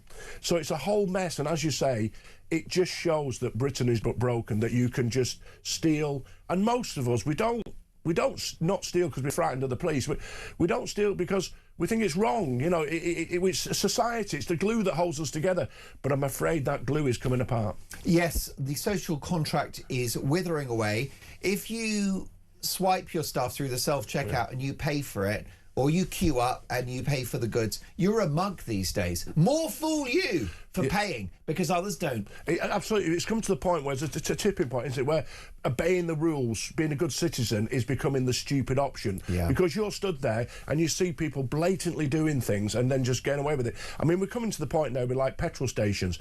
The petrol stations have always had this system where you fill up and you go in and pay, because the idea is you go in and pay and you buy a chocolate bar or something like that. Yeah. That's it. But it's come to the point now where you'll have to, like the Continent, you pay 20 quid, and you get 20 quid's worth of fuel, because it's out of control, the stealing of petrol, the stealing of goods, and the police are doing very little about it. They keep blaming the businesses.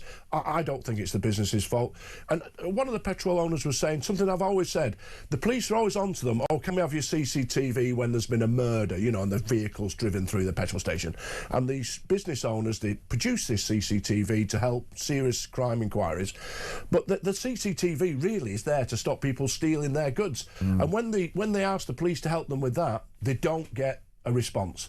And so you get this breakdown in assistance between businesses and the police, and we're in a truly woeful situation. And what we're losing is something so valuable, so precious, Mike, that you and I grew up with as young lads, which is a high-trust society. Yeah. And you gave the petrol station as an example. You are trusted to fill up your Prius or your Ford Focus and then go and pay for it. And if we lose that, we won't get it back. Yeah, it's absolutely out of control. And people, you know, the businesses like the petrol station owners, they just give up reporting it in the end. So what you get is this lie, really, that, oh, crime's going down. What's going down is the trust in the police is going down, so people simply don't report crimes. So then you get, oh no, you get Sadiq Khan saying, you know, crime is going down in London. Well, it's not, is it? You know, it's like when I was a young police officer, everybody would report a burglary, because in the hope that the police would come round and give them a good service, check for fingerprints and DNA or whatever, and they might catch the villain and they might bring the television back. That's what you did. That's why you reported. Today, people report a burglary because they want a crime number, because they want to go to the only reason. That's the only reason. So if you're poor and you haven't got insurance, why would you involve the old bill? Because they're not going to do anything of consequence. You're just going to, you know, you've got to leave your broken window messed up or whatever.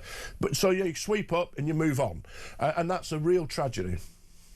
Well, listen, I passionately agree with you, Mike, and you've got the expertise and the CV to point out what a problem this is as a former Met Police Detective Chief Inspector. Alan is in North Yorkshire. Alan, why is shoplifting such a problem? Some people think that it's a low-level crime. Well, first of all, there's no such thing as a low-level crime. Crime is crime is crime. And apart from anything else, the solution is so ridiculously simple. And that is, if you steal from me, I am going to legally steal from you. We need the government to tell the courts that it's not a low-level crime.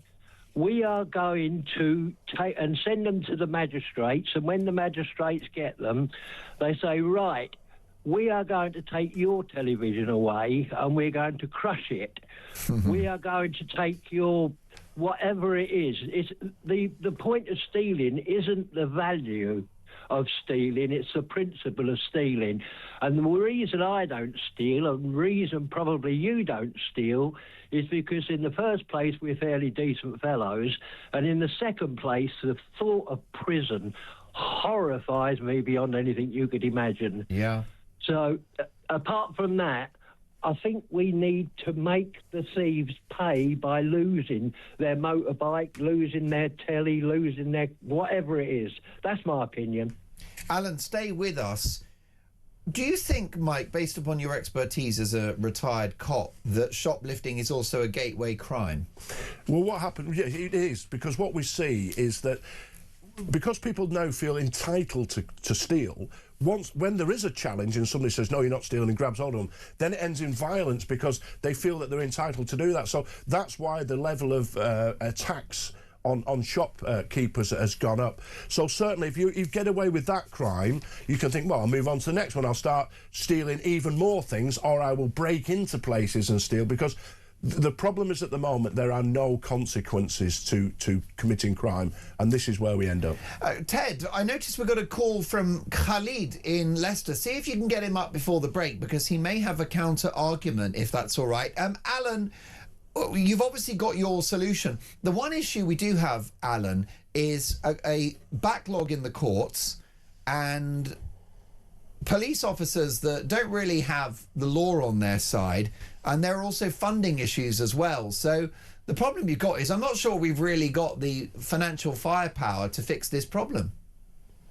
Well, so maybe the supermarkets, initially, yes, it's going to be expensive, but after the first few thousand people have had their car or motorbike or washing machine or whatever confiscated, then the message is going to start to get home. If I get caught, I'm going to lose my telly, and I've just paid 700 quid for it.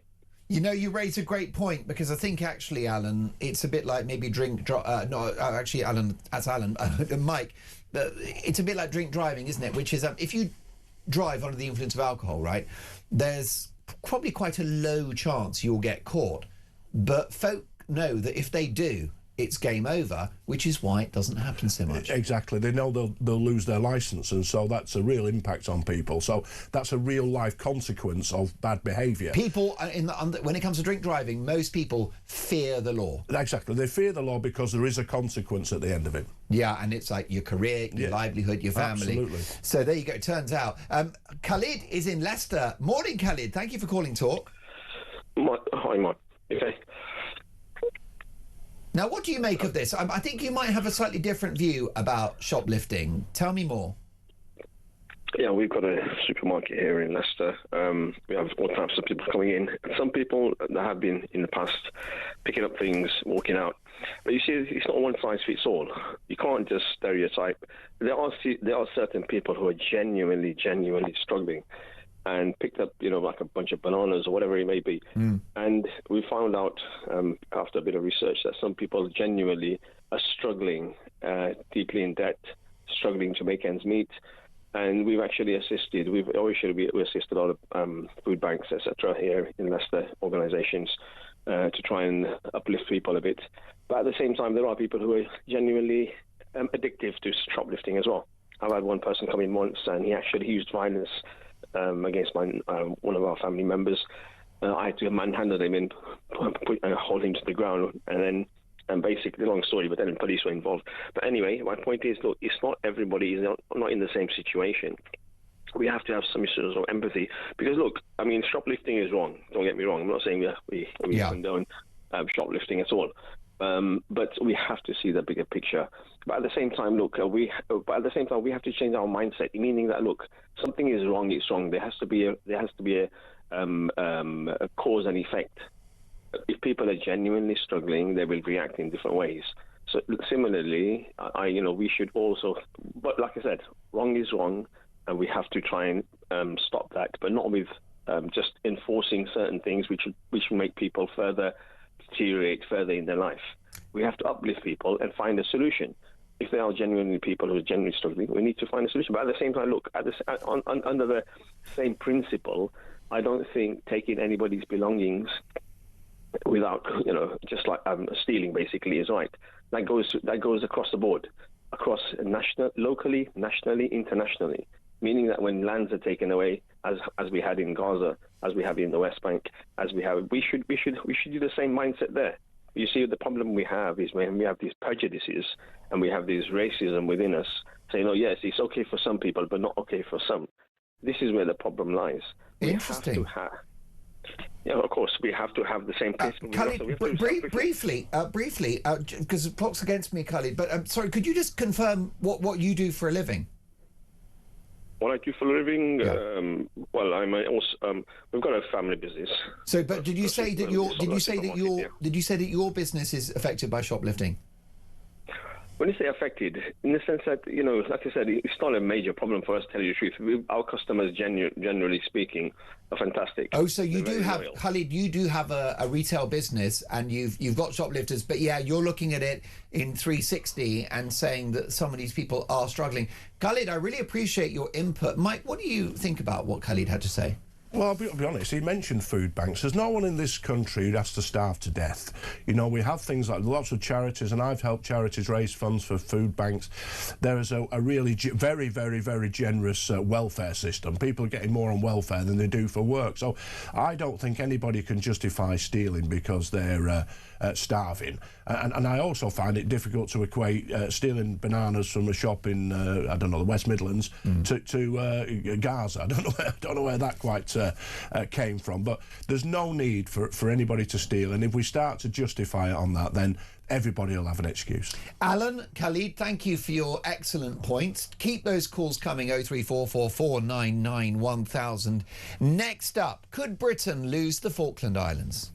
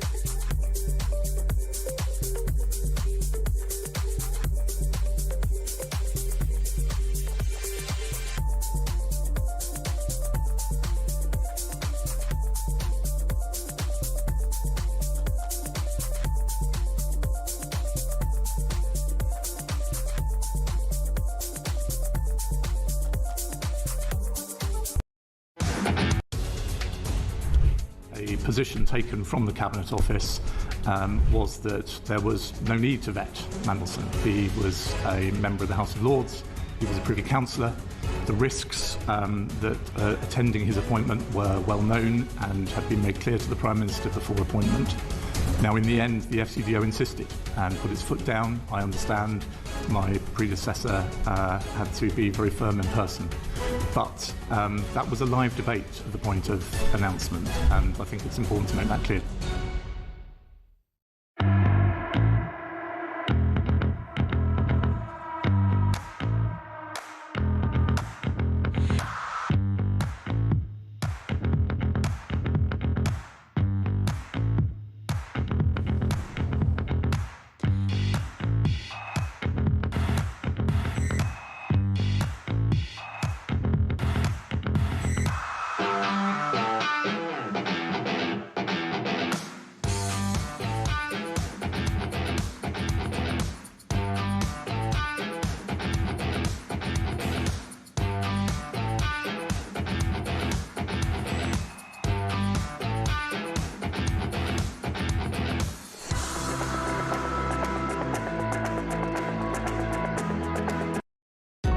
Across the UK, on DAB+, on your smart speaker, on your smart TV, and on your side. This is Talk. Muslim-only flat rentals. Michelle says, Mark, you know something's gone seriously wrong when the indigenous people are excluded from renting houses. It's racist and part of the obvious Islamic takeover of the UK. Now, Michelle, there's no evidence of that. What I will say is the progressive left have been very quiet about this story around Muslim-only flats. Try having an apartment that's advertised as white Christian. Good luck. David, as an ex-Royal Marines commando, I fully appreciate the sacrifice that we made for the Falkland Islands. However, what is the benefit of keeping the Falkland Islands under UK sovereignty? What do they bring to the party? Well, I want to have this conversation with Mike Neville, former Met Police Detective Chief Inspector. Mike, you're also ex-military as well. Do you care to tell my audience in which regiment you served? I was in the military police for 5 years in the 80s and 90s. So I joined in 83. Just at 16 years old, just a year after the Falkland Islands. 16 years of age. What made you go into the military? All my family. We're 5 generations of soldiers in various... Did you feel pressure to do it, or was it a calling? No, it was absolutely a calling, really. I was when I was about 5 years old, I asked my granddad for a tin helmet. I thought he'd take me to the toy store. He took me to a friend of his, and I got a real tin helmet because the guy had been in the Home Guard, and I used to wear it with my grand's hairnet, and I think I should have been 2 inches taller, but I used to walk around with this like metal thing, real tin helmet on my head, you know, from being 5, I think. How did it change you, your time in the military? It was great. It teaches you that, you know, Bolton, where I'm from, is not the centre of the universe. As a young lad, I got sent to Hong Kong, then I was in what was West Germany, and then Northern Ireland.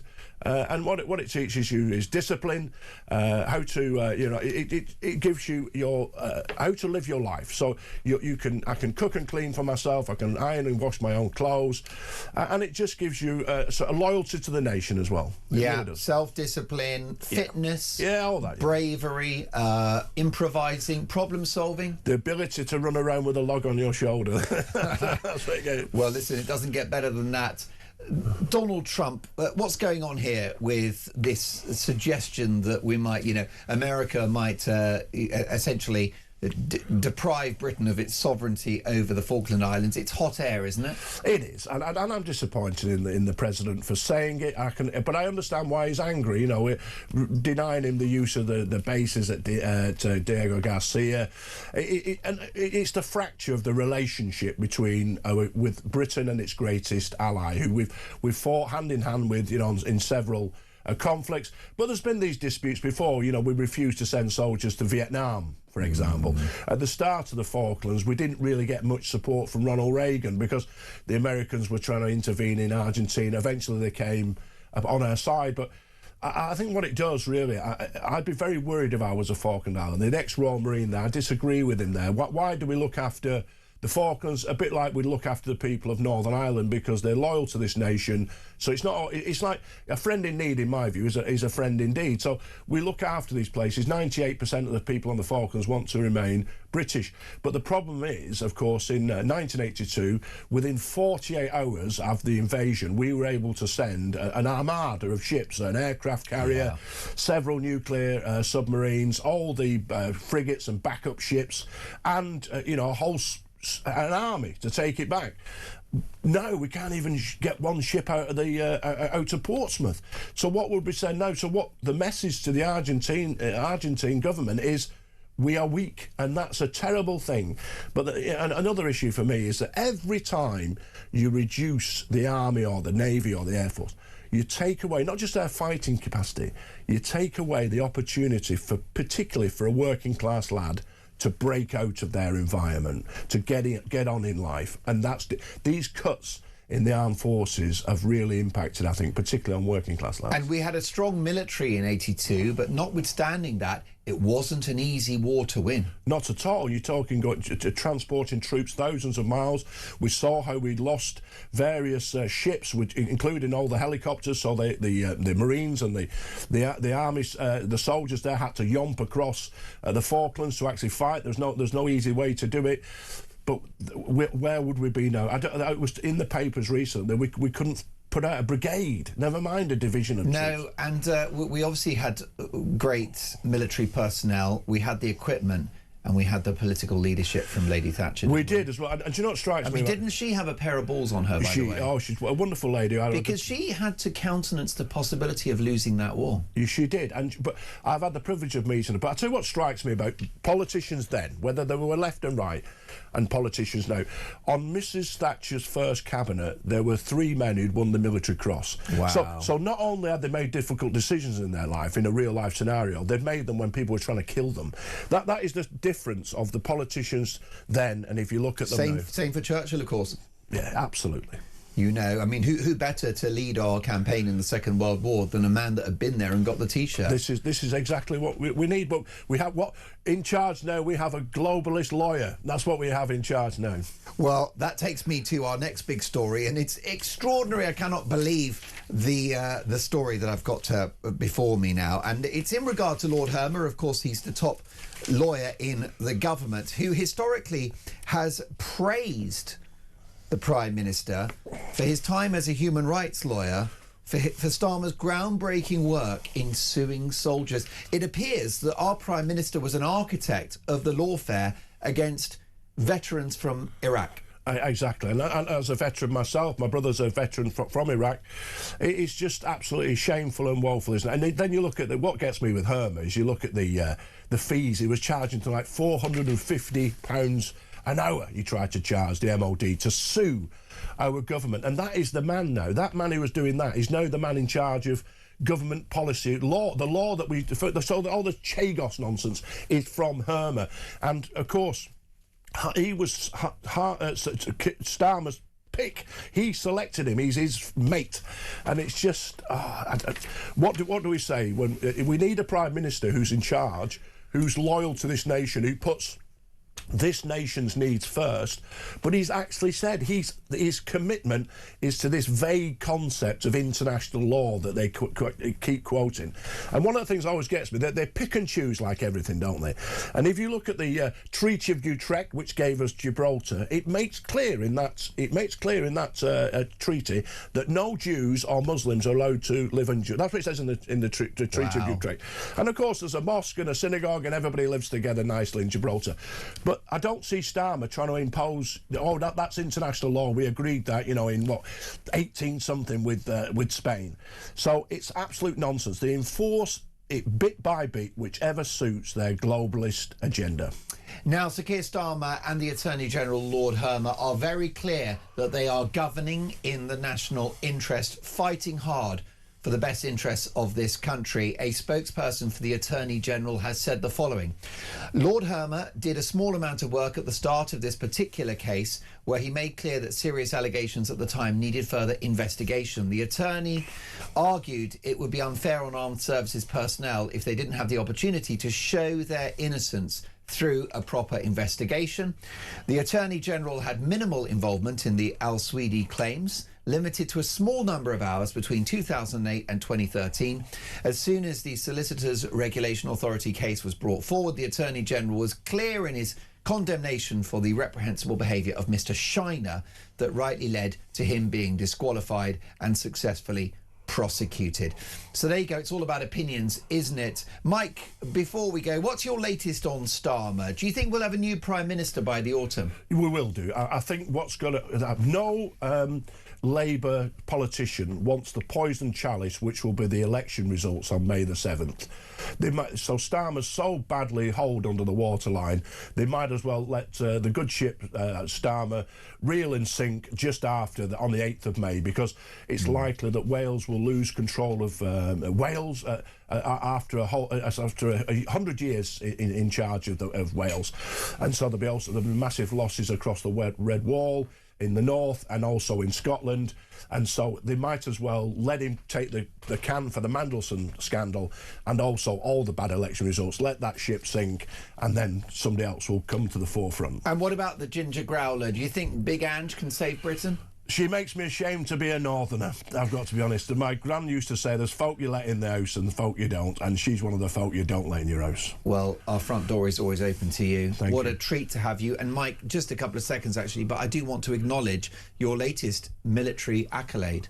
Well, it's not really military, it's a civilian award. Okay. So I've got a friend who was a colonel in the US Army, and he put me forward to be a Kentucky colonel, which is the highest honour that the state governor... So I got a big certificate signed by the state governor. So I joined Colonel Sanders of the KFC fame, but also the Queen, the Pope, and Elvis as a Kentucky colonel. Well, listen, they're in good company. Let me tell you, Elvis is lucky to stand alongside Mike Neville. Mike, we'll catch up really soon. Thank you so much for coming into the studio. Former Met Police Detective Chief Inspector. So much more to come. Poor old King Charles is flying to America amid a diplomatic war. Can Charles save the special relationship? That's next.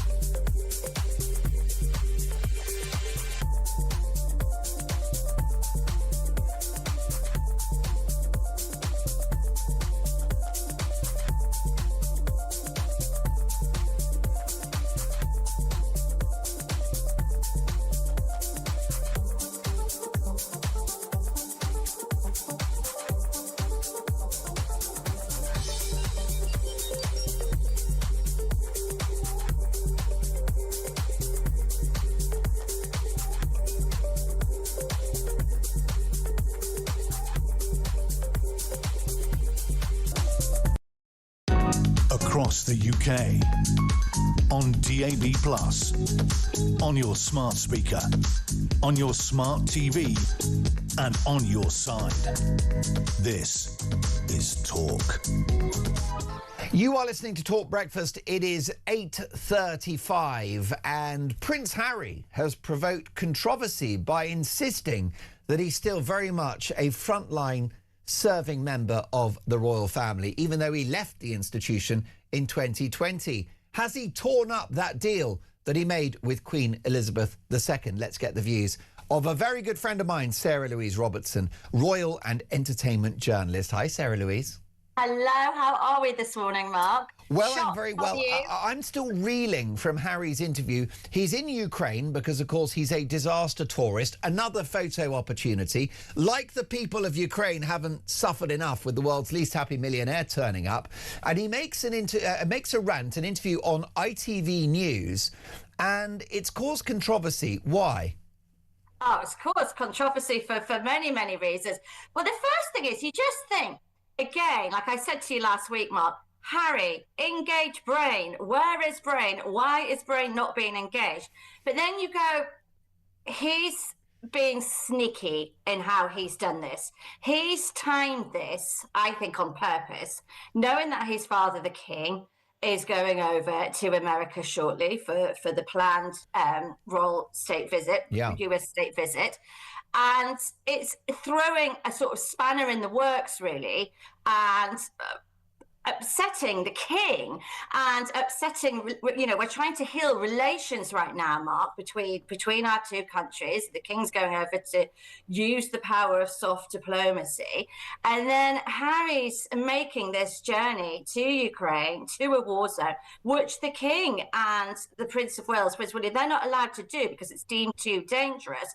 Yet Harry goes wading in and then issues this statement to President Putin, the dictator President Putin, which, I'm sorry, as if President Putin is going to care what Prince Harry says when he goes, oh, you have to like put down your weapons and stop the war. Yeah, that's going to work, Harry. President Putin, a mass dictator, is going to sit back and go, I'll listen to Harry and I'll do what Harry tells me. Yeah, it reminds me of that scene in The Young Ones. I don't know if our viewers, know The Young Ones, but Neil, where he goes, vegetable rights for peace. You can kind of see Harry over there doing that. And it's like student politics, isn't it, Mark? That's what it is. Student politics. So here's Harry wading into a political minefield, literally. And he just goes and puts these size 10s or size 11s or whatever his foot size is into it and makes these. I think they do come from a place of well-meaning when he does intend them, when he says them. It just, just comes out with it. He just speaks before he thinks.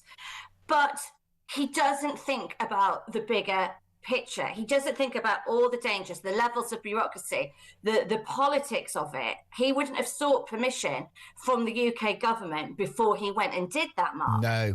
And you just can't go wading in to a war zone and then make these comments to Russia's president. And yes, the war does need to stop. Of course it does. Of course. And we are not defending President Putin. We would never defend a despot. Absolutely not. But it causes, I feel, Mark, that when Harry does these things, it was the same when he spoke about the Taliban in that dreadful autobiography of his, Spare. We won't go into all of that. But he puts William and Charles in danger. He puts our country's stability and our government in danger. And some viewers might say, well, why? Why? What, in what possible way? The way is because, like Andrew, we saw with his errant uncle, the former Duke of York, he is an easy target for the wrong people in the world. He doesn't think. He's a weak link. He's a weak link into our royal family and into our government. And that's what puts us in danger. And I know some people watching may argue with that, and they're entitled to do so. But he is a weak link. And that is the concern that I have. When he goes to these countries and these places, which are dangerous, they are dangerous, and he goes without permissions and he goes wading in and he makes these statements, however well intentions it may be from him, it puts our government, it puts our royal family in a position of danger because it makes us look weak, and it makes us look weak because we don't have control over him anymore. Well, I agree. I think you've put your finger on it, because what's happening, Harry, with his deluded narcissistic behaviour is... Very good point, Mark. That is it. Deluded narcissistic behaviour. You've took the words out of my mouth. I think so. And I think what he's doing, Sarah Louise, is that he's threatening British national security and the British national interest, because we know that special relationship is of critical importance, and now it's under threat. Donald Trump has had to deal with questions about Harry's intervention in Ukraine. Who is Harry? to tell the American people they've got to spend more billions in Ukraine. He's unelected. He's not an American man. He's not particularly well educated, as you implied earlier. Let's take a listen to this rather damning response from the President of the United States. Prince Harry today has said that he would like to see you do more to end the war in Ukraine. Do you think it's appropriate for a royal to make those comments ahead of the visit on Monday? Prince Harry? Yes, sir. How's he doing? How's his wife? Please give her my regards, okay? No, I don't know. I know one thing. Prince Harry is not speaking for the UK. That's for sure. I think I'm speaking for the UK more than Prince Harry. But I appreciate his advice very much. Great advice. Oh dear, Harry swatted away like a fly by the leader of the free world, Sarah Louise. Yes, exactly, Mark. And it's interesting as well because President Trump, I mean, at the moment, there's probably not a great deal that the country's agreeing with President Trump about, just in recent times, shall we say. But I think when he spoke there, most people would say, yes, thank you. He's saying the right thing there.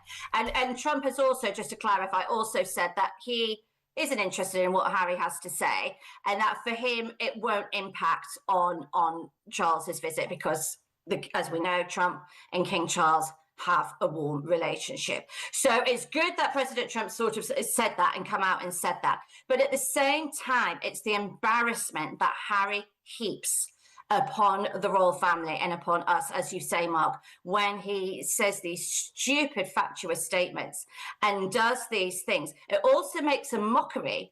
He makes a mockery of himself as well, why he keeps saying that Britain's not safe for him to visit with his children.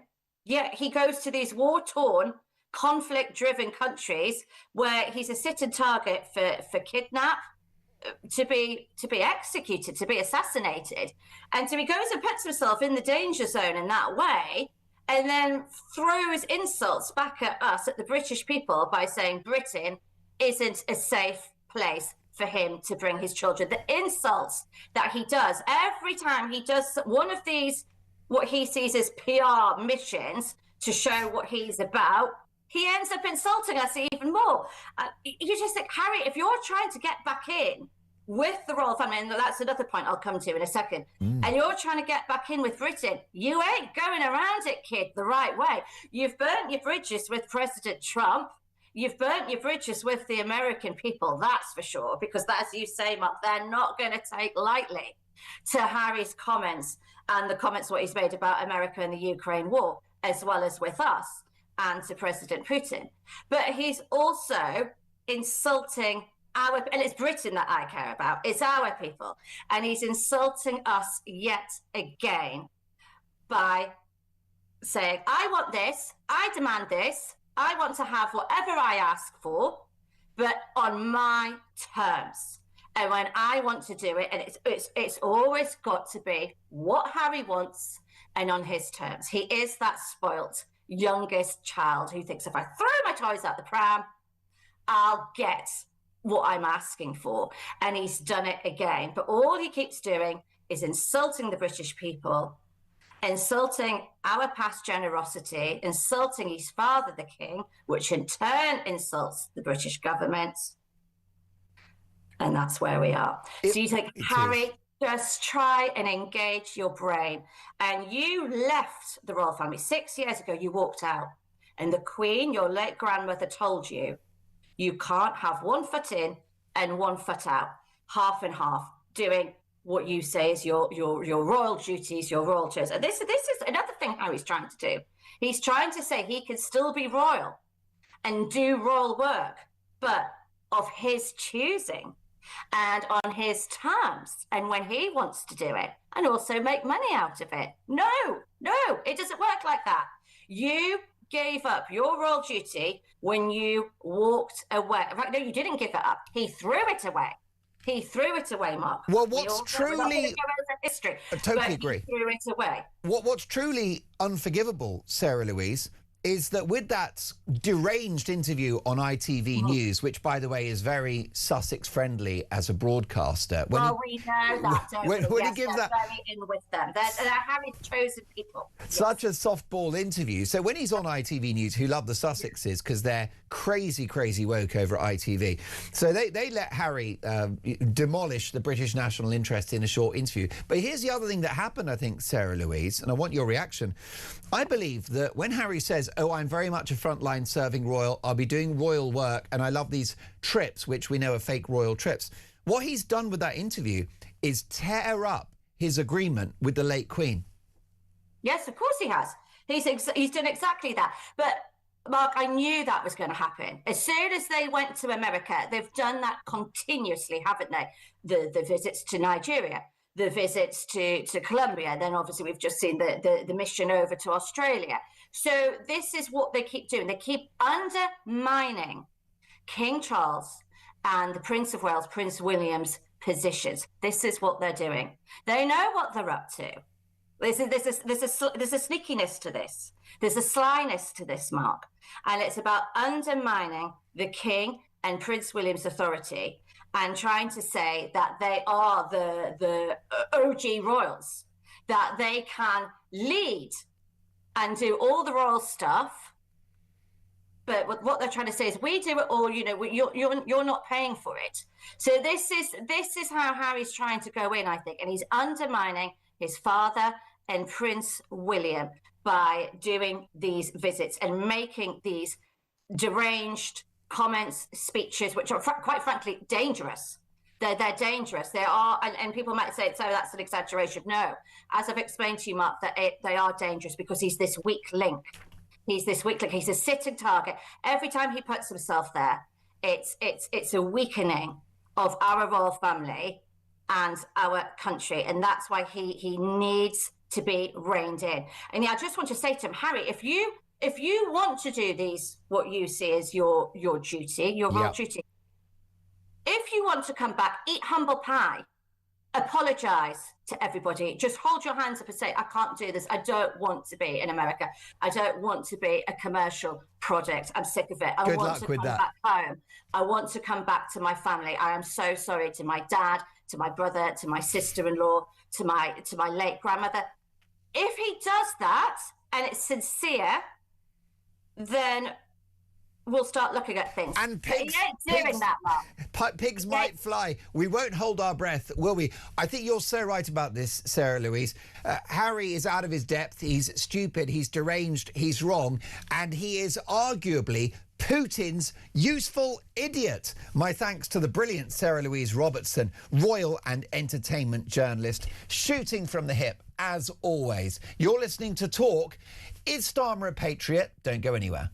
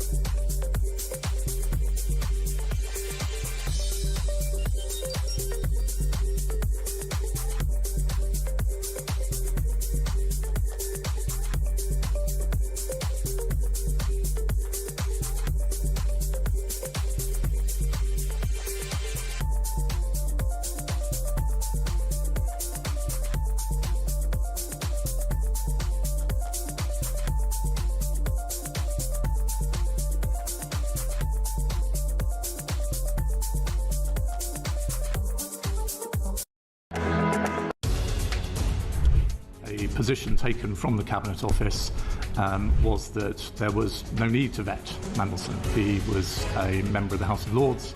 He was a Privy Councillor. The risks that attending his appointment were well known and had been made clear to the Prime Minister before appointment. Now, in the end, the FCDO insisted and put its foot down. I understand my predecessor had to be very firm in person. But that was a live debate at the point of announcement, and I think it's important to make that clear.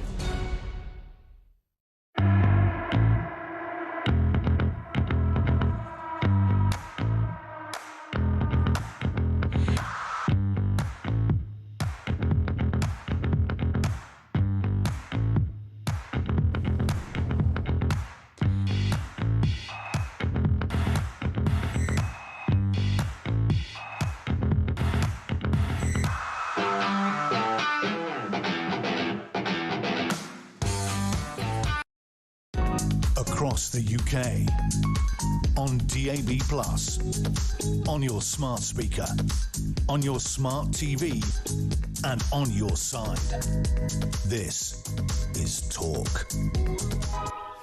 You're listening to Talk Breakfast. So much more to get through. Dolan's dispatch in just 10 minutes' time. Does Sir Keir Starmer love Britain? I'll be dealing with the Prime Minister in no uncertain terms. You won't want to miss it. Dolan's dispatch at 9 a.m. So, folks, what about this? A choir has been dropped from the London Marathon over a member's gender-critical views. The Singing Striders are frequently booked to stand on the sidelines and raise the spirits of the runners. And the group had been invited to support the upcoming marathon by Scope, a leading disability charity. However, the amateur ensemble was dropped because a single member had been critical of gender ideology. So what's happened basically is that a member of this choir has said, hey folks, there are just two sexes, a male and a female, which, by the way, is a view backed up not just by every biology GCSE textbook, it's also backed up by the Supreme Court, no less. But it'll get you cancelled from the London Marathon. Well, the London Marathon is a great sporting event. Who, therefore, better to get a response from than a sporting icon of this country, Sharon Davies, MBE, Olympic medalist swimmer, and the author of Unfair Play, The Battle for Women's Sport. Good morning, Sharon. Good morning, Mark. How are you on this beautiful sunny day? It's a beautiful sunny day. Good day for a run, but just don't hit the streets with your running shoes if you think that there are, you know, two sexes. This is just a crazy story. What's your reaction? Yeah, it's just disappointing, isn't it? It's just cancel culture again. You know, my understanding as well is that you know, this choir was dropped from 2 anonymous complaints. So that means that someone, probably a trans activist, has a real issue with this particular woman who has stood her ground and said, look, I believe in biology, which, you know, is not a contested fact. And they have just dropped her. And the sad truth is the whole choir. It's not just her. There was lots of other women and men that were there that obviously been practicing. They were looking forward to, you know, being on the sidelines and cheering everybody on and hopefully making everybody enjoy their fantastic day. And I just don't understand when we have a protected point of view that these people are allowed to do this. And I would like to know who was the individual that decided to make that call, because they need to be called out and they need to be told that they're not legally allowed to do that. You know, this is a protected opinion. It's a fact, as you said. And obviously, you know, we know this cancel culture has been going on for a very long time. And of course, I've been battling with it for 10 years, just literally asking for fair sport for women, which we've obviously seen the IOC recently turn around and say, oh, yes, actually, the science does back that up. And oh, yes, we're actually going to do that. But it has cost me my career for exactly the same people doing exactly the same thing with every job that I've had for nearly the last 10 years. It's shocking, the personal price that you've paid, which we'll come to, Sharon. You're also the CEO of the Women Sports Union, which I want to hear about, and it's a great organisation. The world's clearly gone mad. I mean, I'm actually quite triggered by a lot of the language around this. So, for example, J.K. Rowling, the Harry Potter author, gets criticised for her opinions on gender, her views. These are not views. Biological sex is a fact, so can we stop calling them views? J.K. Rowling, Sharon Davies, Mark Dolan, we don't have views. It's not a view, it's a fact. And then the other thing that bothers me, sorry for the rant, Sharon, is gender critical. I don't like that language because it's not gender critical, it is gender factual. It's just believing reality, isn't it, really? And it's just believing But if you get called gender critical, you're like in a little box of your own. It's like, no, I'm not in a box. I just live in the real world. Yeah, and the sad truth as well is that is actually the opinion of most people here in the UK. It's probably the opinion of most people in the world, you know, and yet we have this silent majority that are being bullied by a very loud, very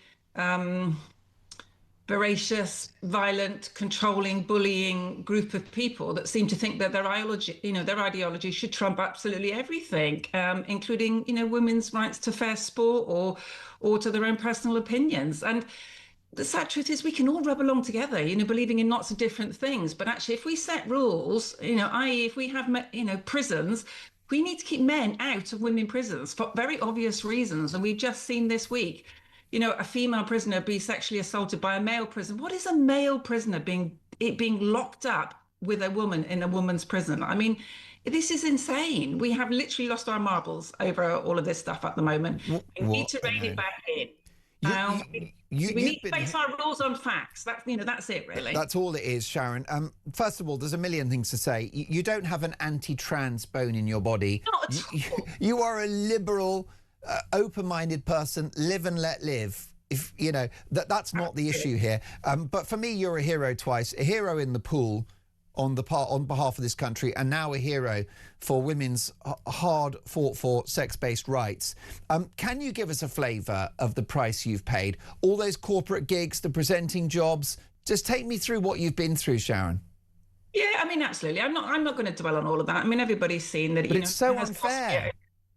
I know. And I've been asked many times, would I do it again? And the answer is yes. You know, the reason, probably the biggest reason I do it is because I lived through the 80s and the 90s when we had East German athletes through no choice of their own, you know, were pumped full of testosterone and they deprived a whole generation, if not two generations, of all the medals and the future they should have had. And I thought, I just can't sit and watch this happen all over again. It's a different process, but it's the same end result, you know? So that was why I spoke out. I was in a position where I paid off most of my mortgage and I could probably take the hit more than some people. And so I decided that I was going to do it. And sadly, what happens is people come out and say something and then the mob attack them and the majority of people then back out and apologise. And really what you have to do is you have to hold your ground, because obviously once they smell blood and, you know, you started to apologise, they're never going to forgive you. They're never going to stop. No. So you just as well hold your ground and keep going.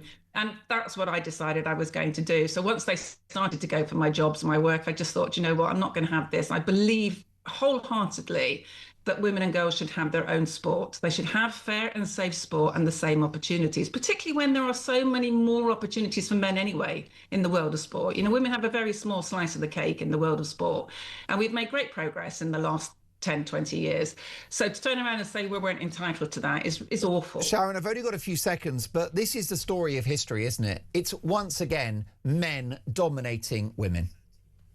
It's almost as if whenever we make progress and we start to get things for ourselves, it's as if all of a sudden they recognise, oh, well, this isn't right. Well, they can't have this. And they start to take it away again. Yeah. You know, that's how I feel it is at the moment, is that, you know, women have been targeted because we are easy. And what I don't get is, why is the feelings of a few confused men that think that they are something which they are biologically not more important than the feelings of all women and girls?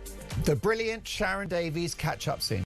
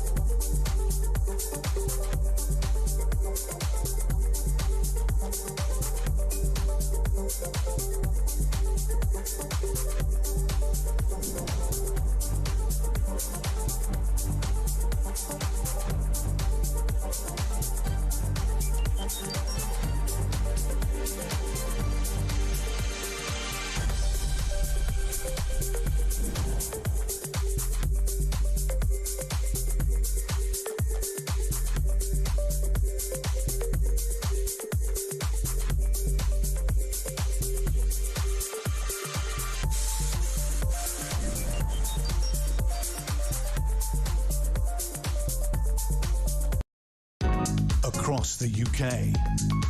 On DAB+, on your smart speaker, on your smart TV, and on your side. This is Talk.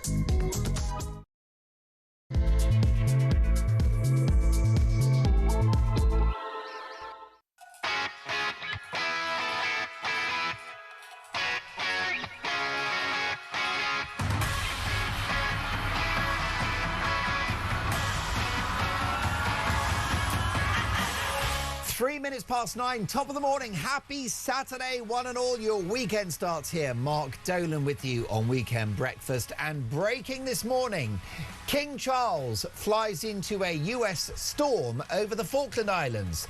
Is this long disputed and hard fought for British territory now in peril? Meanwhile, our Angela Rayner and Andy Berman teaming up to unseat Sir Keir Starmer. How long has the PM got? And America's top diplomats are heading to Pakistan for talks. Is a deal with Iran coming? And if not, are we going to lose our summer holidays?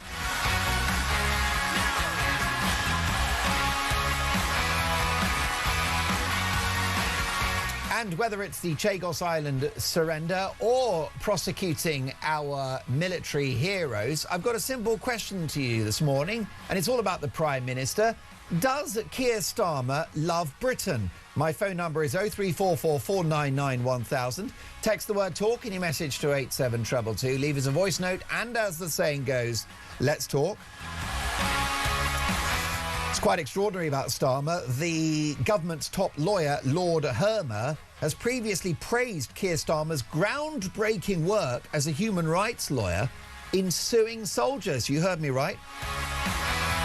Sir Keir Starmer, the architect of lawfare against our military heroes. Does he love Britain? Let me know your thoughts.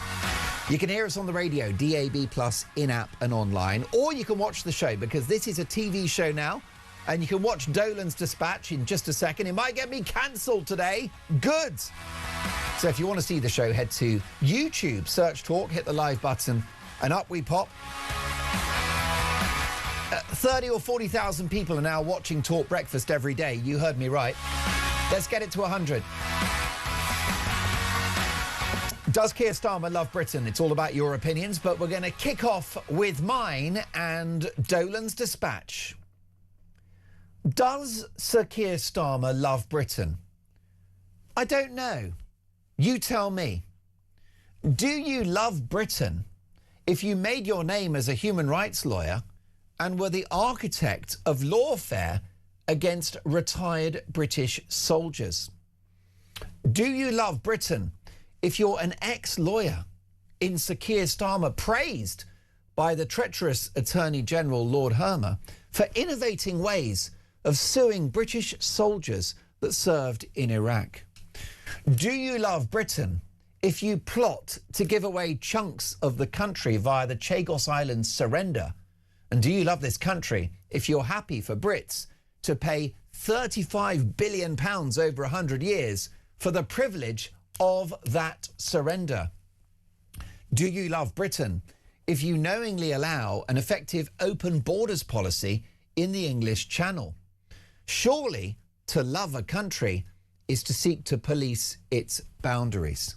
The old patriotic Sir Keir Starmer proudly announced before the election that he would scrap the Rwanda plan even if it worked. You heard me right.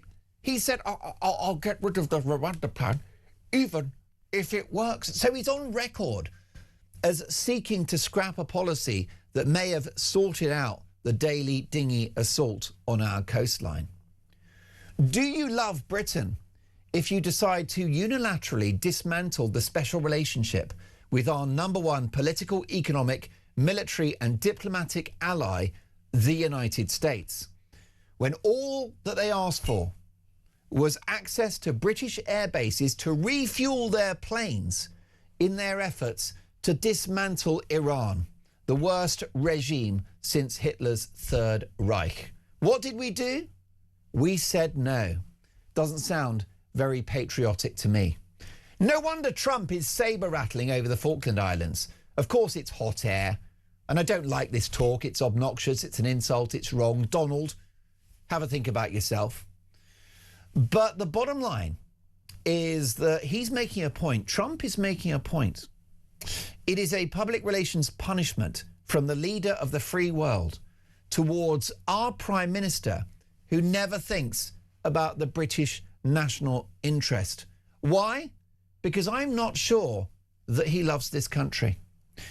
Do you love Britain if you willingly allow it to sink further into the red, with a pay rise for those on benefits as debt spirals, with growth-crushing policies like the national insurance tax rate on businesses, the raft of red tape which is sending wealth creators abroad, and an economically illiterate increase in the minimum wage, which has led to the highest youth unemployment in Europe? How can you love your country if your policies are doing such damage to it?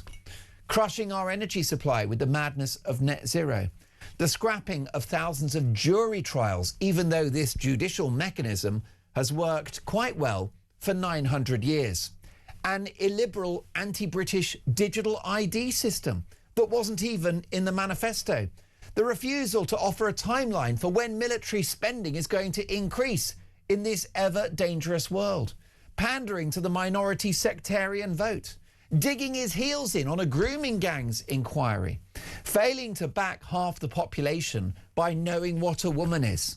None of these things would or could happen under a Prime Minister that loves the country. In my view, Starmer doesn't love Britain. He only loves power. He only loves international law. This malign narcissist only loves himself. 03444991000. Your reaction. Does Keir Starmer love Britain? Barry's in Norwich. Hello, Barry. Good morning, Mark. I was going to roll you off a price list about Starmer, but I think you've just done it there and then. I've got a lot for me to say apart from the globalist. Yeah. Well, I mean, have I gone too far? Because Starmer can argue he's a great patriot. He's got a big majority to fix this country. He works hard every day to actually improve things, having inherited a mess from the Tories. Well, did you see his St George's Day message the other day where he didn't mention England?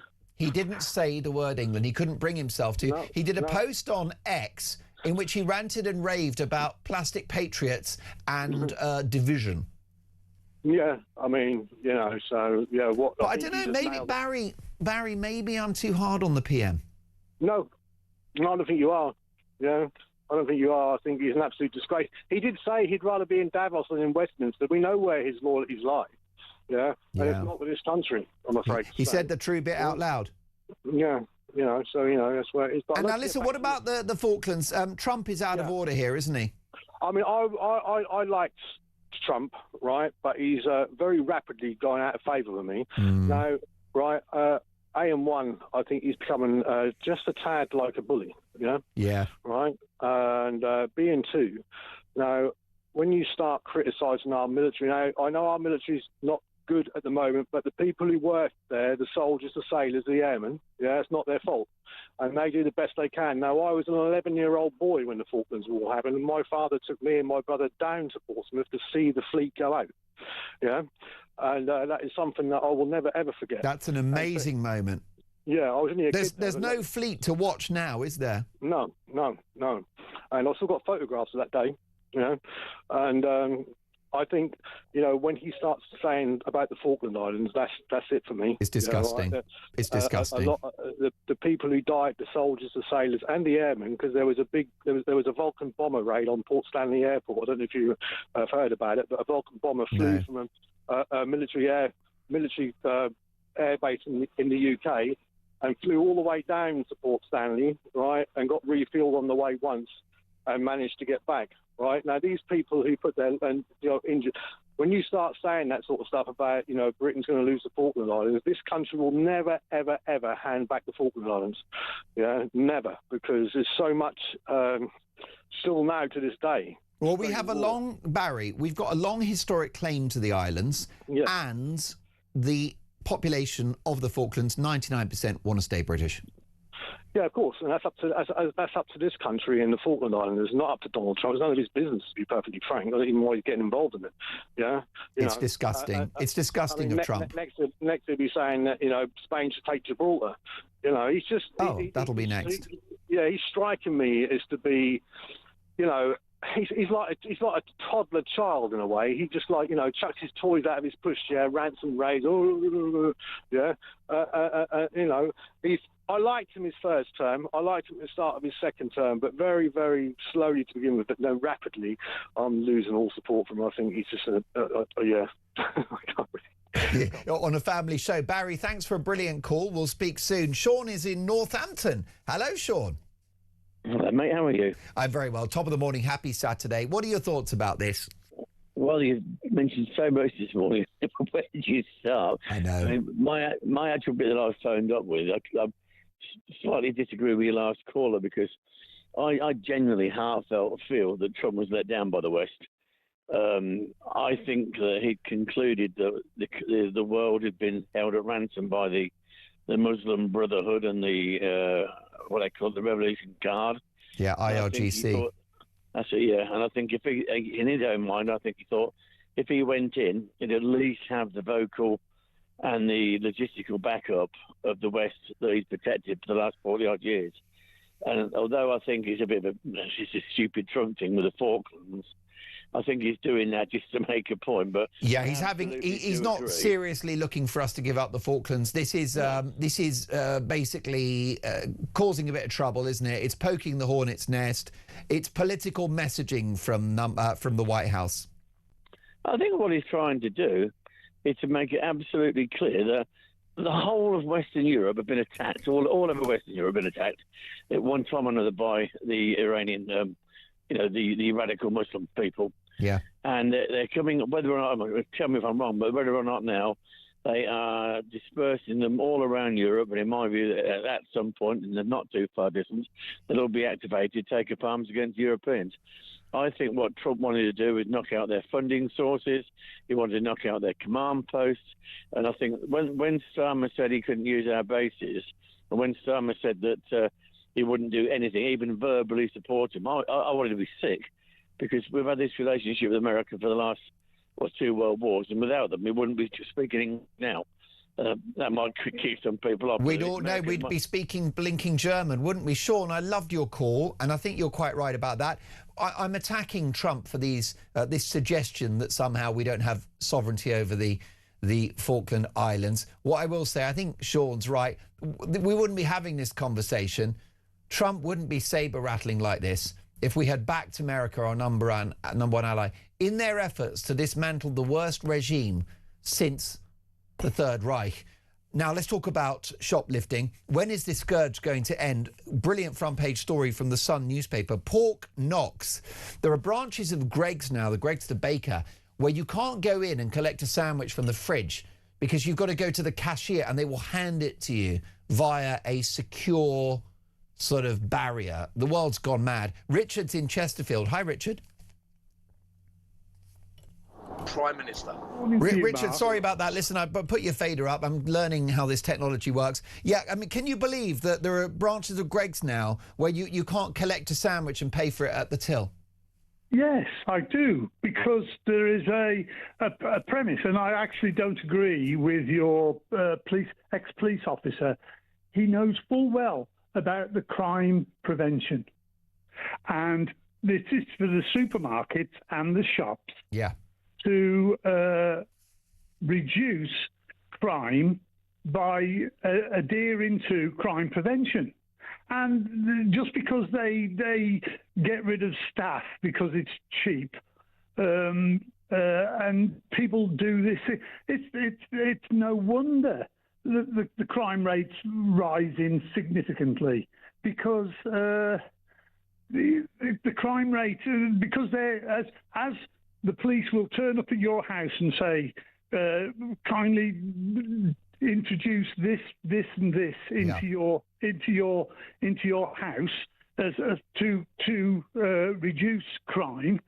The shops and the supermarkets are going the opposite way. They're saying to please steal from us. That's what they're saying. So do you feel that it's the fault of the retailers, Rich? Yes, I do. Why? Why? Because they are engineering out crime prevention. But is it they don't? I mean, I'm not happy that Waitrose and Morrison staff have been sacked for stopping shoplifters, but they don't want their staff to get killed, do they, or injured? Absolutely not. And it's now come to the point where staff are thinking, well, there's no point in doing anything because the goods are all there for people to take. Richard, I do share your view that we need to be tougher on this. I guess the retailers, the courts and the cops should work together to make this a crime that's heavily punished. Briefly, Richard, will we get on top of this? Will we fix the shoplifting epidemic, or are we stuck now with fences and body cams and barriers? No, because all we have to do is introduce crime prevention again. And we're talking about the retailers. We're talking about every aspect of society. You must suggest to people, not dictate, suggest to people that crime prevention is the way forward. And even if you steal a Mars bar, you're going down.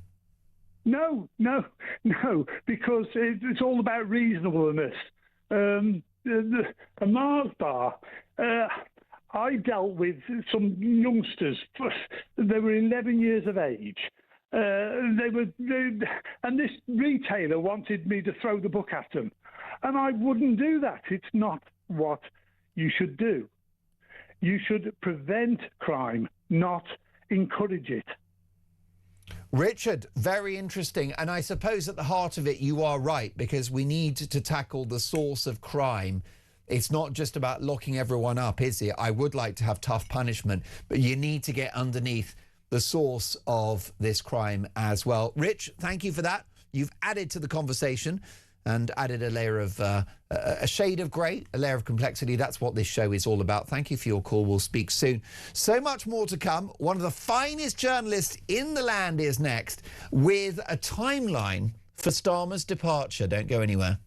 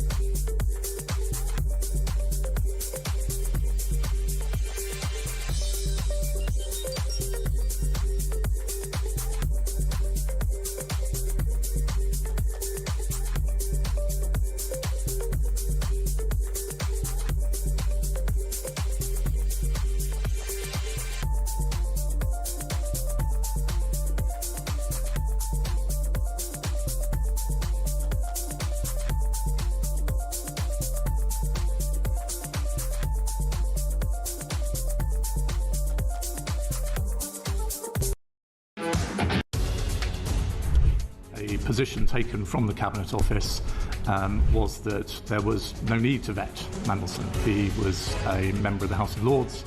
He was a Privy Councillor. The risks that attending his appointment were well known and had been made clear to the Prime Minister before appointment. Now, in the end, the FCDO insisted and put its foot down. I understand my predecessor had to be very firm in person.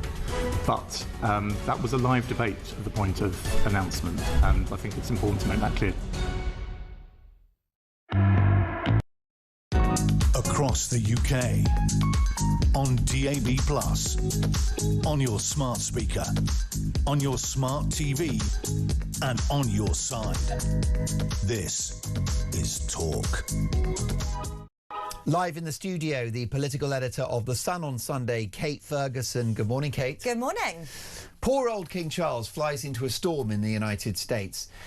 There has been a leaked document, I think drafted by the Pentagon, suggesting that a punishment for Britain's lack of support in the Iran war could lose America's support for the idea of British sovereignty over the Falkland Islands. What's the story there? I mean, this is an astonishing leak that's come out of America yesterday. The news broke. So America, we know, are furious with us for not giving more support in the Iran war, and they're starting to kind of throw their weight around NATO, and they've drawn up this secret plan that will see them punish allies who they think didn't give them enough support. And for us, they are threatening behind the scenes to withdraw support for our sovereignty over the Falkland Islands. Now, it is hard to think of a more incendiary thing that Donald Trump and his regime could threaten. And as you point out, King Charles going for this controversial and long-planned state visit on Monday. So it puts the king in a really, really awkward situation. Look, the Falkland Islands are British. Why are they British? Because they choose to be British. It's very important, this idea of self-determination. And our claim on the islands goes back in excess of 200 years. Yeah, exactly. It's a long-standing claim, but crucially, it's what Falkland Islanders want. So we're not talking about disputed territory in their own eyes. Self-determination seals the deal as it being British. We know what Trump's like. This is sabre-rattling. It's noise, it's hot air, isn't it? But it's still damaging.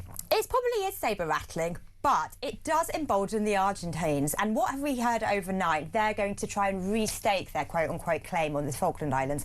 So this is going to bubble over as another diplomatic row. Look, I don't think that it's going to cause a new Falklands war anytime soon, but it is deeply unhelpful, and it goes to show just how fractured, how tense and strained our relationship with the States is at the moment, and Donald Trump's relationship is with basically all of his NATO allies. I think with Spain, he's threatening to chuck them out of NATO, which is kind of wild. Yeah, there's basically, there's a file on every country. Yeah. We're all getting something. Yeah. And it is obviously damaging. I mean, the White House are behaving like gangsters, really, aren't they? It feels like a mafia operation. Yeah, I mean, look, power talks in their eyes, and they are happy to throw these threats around behind the scenes and lean into them when they like. Those normal rules that we've played with for a long time obviously don't really apply. I think it's sad to say, but it feels like we're seeing the slow breakdown of NATO military alliance, which obviously has kept the peace in the Western world, well, for most of the world, ever since 1949. I think a lot of this is bluster from Trump, but it's still deeply insulting. And actually, it's more than that. It's hurtful, given the fact that we lost in excess of 250 military service men and women in the course of the Falklands War. Yeah. 86 in the Navy, 27 Marines, Army 123, Royal Fleet Auxiliary, Merchant Navy, civilian crew. So that was a painful war. It was a painful chapter in our history. It was also a war that we nearly lost. Yeah, I mean, when you go to war, that's more than bigfooting around. It's more than bluster. It is endangering other people's lives, and it's costing other people's lives. And I think Simon Weston was on the television last night, a Falklands War veteran, accusing Donald Trump of being a bully, and I can see why he thinks that, because this is insulting to our war dead who bravely fought on those beaches in order that the Falkland Islands could stay British as the Falkland Islands wanted. However, your focus is normally the big politicians of the day, but we have a head of state whose role is going to be overtly political when he arrives in America. And actually, this is a guy, if there's anyone that can fix this, it's King Charles, given Trump's affection for the monarchy. So this state visit, we've not actually talked too much about it, but it has the potential to be fireworks. So King Charles is off to the States. Now, we depend on the royal family a lot to kind of smooth relations. They're our biggest diplomatic charm offensive, kind of secret weapon, not so secret weapon, if you like. So he's off to the United States, flies out tomorrow, I think, or I can't remember if he lands tomorrow. Is it Monday? Or, is it next 24 hours? So it lands Monday, sorry. So anyway, so King Charles is there. We know that Donald Trump loves the royal family, always speaks very highly of King Charles, was a huge fan of the late Queen. So we're hoping that King Charles can manage to smooth over this strained relationship and kind of try and rebuild some bridges. The big question is Donald Trump going to behave himself? You know, he's not meant to be putting the king in any awkward positions. He's not meant to be doing one of those impromptu, we call them media sprays, where he just lets journalists throw questions at him and you never know what he's going to say. With the king, it all has to be quite orchestrated, quite planned, and we're just waiting to see if they go off-piste at all. Most definitely. But the monarchy are built for this, aren't they? I mean, that is notwithstanding the cost, and there are many people that would like the UK to be a republic, but what we'll see from Monday is the soft diplomatic power of this institution. Yes, exactly. I mean, I think actually the royal family, King Charles, really do earn their living in situations like this. They are a huge asset to us. He takes his role, obviously, incredibly seriously. And there is no secular politician we could send to the States who would have either 100th of the ability of the king to repair relations with Donald Trump and the US at the moment. And look, some people like Ed Davey, the Lib Dem leader, might stand up in Parliament and grandstand and say we should cancel this state visit. But I'm afraid diplomacy is hard, international relations is hard, and this is one of our trump cards. Most brilliantly put. What about this in the Telegraph? Lord Hermer, who of course is the government's top lawyer, the Attorney General of this country, hailed Sir Keir Starmer's groundbreaking work as a human rights lawyer suing soldiers. We've found this, this is according to the Telegraph, this exclusive, that in fact Lord Hermer, who of course is an old friend of Starmer's as well as being political colleagues, admired Sir Keir Starmer's ability to create a new architecture legally that allowed British soldiers that had served in Iraq to be sued that previously hadn't. And we know the Prime Minister has changed the rules about prosecutions of Troubles veterans as well. It's not a good look for the PM, is it? No, it's not. And it's kind of his legal... You'd think his legal background might be an asset to the PM, but time and again, it's actually come back to haunt him in terms of his political career. Now, this story, which the Telegraph have done a few updates on now, is about the role Hermer played, our Attorney General, in enabling the prosecution of veterans in the Iraq War. We know that that turned out to be awful. You know, Phil Shiner, I think, definitely disbarred. I think he ended up in prison for obviously lying and I think it was falsification of evidence. Allegations of war crimes and torturing. It was all a big fat lie. Exactly. But did you know we spent £31 million investigating those I'm not surprised we spent that much. I'm not surprised. That was back in the day when £31 million was a lot of money. But I mean, this goes the heart of these stories can sometimes get a bit muddy, but the heart of this is that do you back your soldiers after war ends? How do you investigate allegations of malpractice or misconduct in war zones? But crucially, have we created such a kind of human rights legal monster that these people are pursued when there's really not a shred of evidence against them, and they're pursued unfairly and have to live their life with the under the shadow, the giant cloud of one day being prosecuted, which is a terrifying shadow to live under. Well, your readers of The Sun on Sunday are not happy at the idea of people that put their lives on the line for this country being sued in retirement. It's just not something that is edifying, I would have thought, to your readers at The Sun on Sunday. Yes, exactly. And I think also when you're looking at the Northern Ireland veterans and the row over that, it's about, well, what's fair? Because if you're saying that you're not going to pursue any of the people on the other side on the IRA who committed atrocities because they've got an amnesty, but you are going to start pursuing into old age, into retirement, your own soldiers, then you know, that is just a topsy-turvy, ridiculous situation to be in. And the Tories introduced protections for Troubles veterans in 2023. Why has Starmer chosen to die on this hill? Why has he reversed those protections?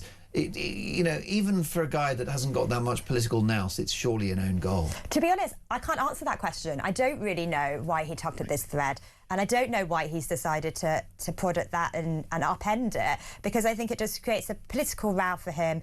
It's a betrayal of our veterans, and I don't really see that there was a giant demand for this. Is it his passion for international law which potentially sometimes trumps the national self-interest. I mean, probably. But he's never actually articulated particularly well why this is necessary. No, it's gone down like a lead balloon. What's the latest on Starmer? We know he's going to absolutely get roasted in May at the local elections, but what's your latest on Well, that? each day brings new breathless reporting, which way will it go? Look, what do we know about Starmer? I think we've had lots of kind of evidence of civil servants, sacked civil servants, current civil servants, about who said what in the appointment of Peter Mandelson. Big picture is Keir Starmer's probably at his weakest he's ever been. Look, he's not going to face a coup in the next week, but he could face one in the next weeks, because May 7th, big nightmare set of elections, and Labour are going to do really badly. So the chatter now in Westminster is whether or not Keir Starmer's going to be told to go in the wake of those elections. So one option, because Angela Rayner is still dealing with the HMRC investigation, that could run for a few more weeks? Well, we have no sign of when that HMRC investigation is finished. So Right. Who knows how long it runs. So she's powerless at the moment to do anything. So therefore, do we have a scenario where a few people go and see the Prime Minister after the May elections and he steps down, and then you have an interim, such as Yvette Cooper?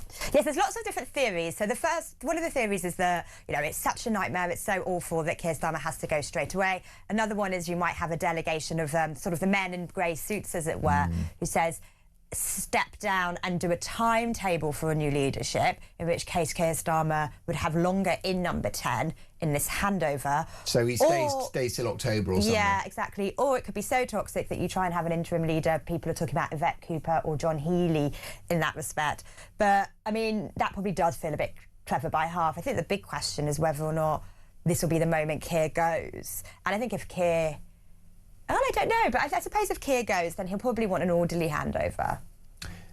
It's not in the nature of the man to quit, though, is it? It's really not. And if you speak to people who actually know Keir, and there's not that many of them, right, because this is a man who doesn't have massive roots in the Labour Party. He doesn't have a huge circle of friends and allies. But when I speak to the handful of people I know who actually know him, they all say, he's got very thick skin. He'll see if things are getting tough for him, as they are now, he'll almost think that it's more important than ever that he sticks it out. He won't be hearing kind of alarm sirens going. He'll be thinking, right, you've got to dig in, you've got to keep going. So it's not in his nature to throw in the towel, but politics is the art of the possible. And if it's no longer possible for him to have the confidence of his cabinet, his MPs, then in the wake of May elections, if that is the case, he will have to go. Won't be his choice. Can't wait for tomorrow's paper.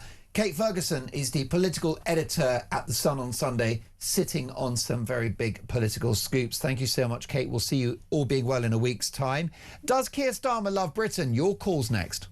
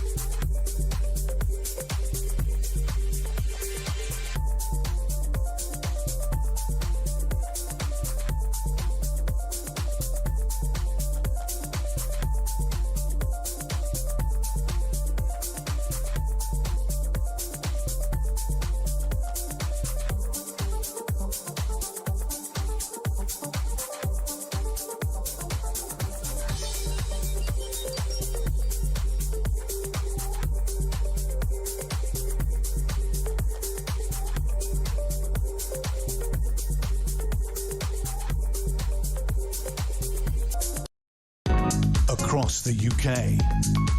On DAB+, on your smart speaker, on your smart TV, and on your side. This is Talk. David says, hello, Mark. I don't believe for a second that Donald Trump is criticising our military personnel in regard to the Falkland Islands. He's criticising our leaders who in the last 30 years have refused to invest in our armed forces. Thank you, David. Gabriel is in Bedford. Hello, Gabriel. Oh, hello, Mark. I didn't think I was going to be talking to you. Oh, are you? Is it Gabrielle?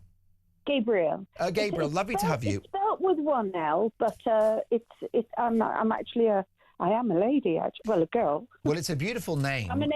I'm an 83-year-old girl. Are you? Well, you don't sound it. And by the way, were you named after the angel?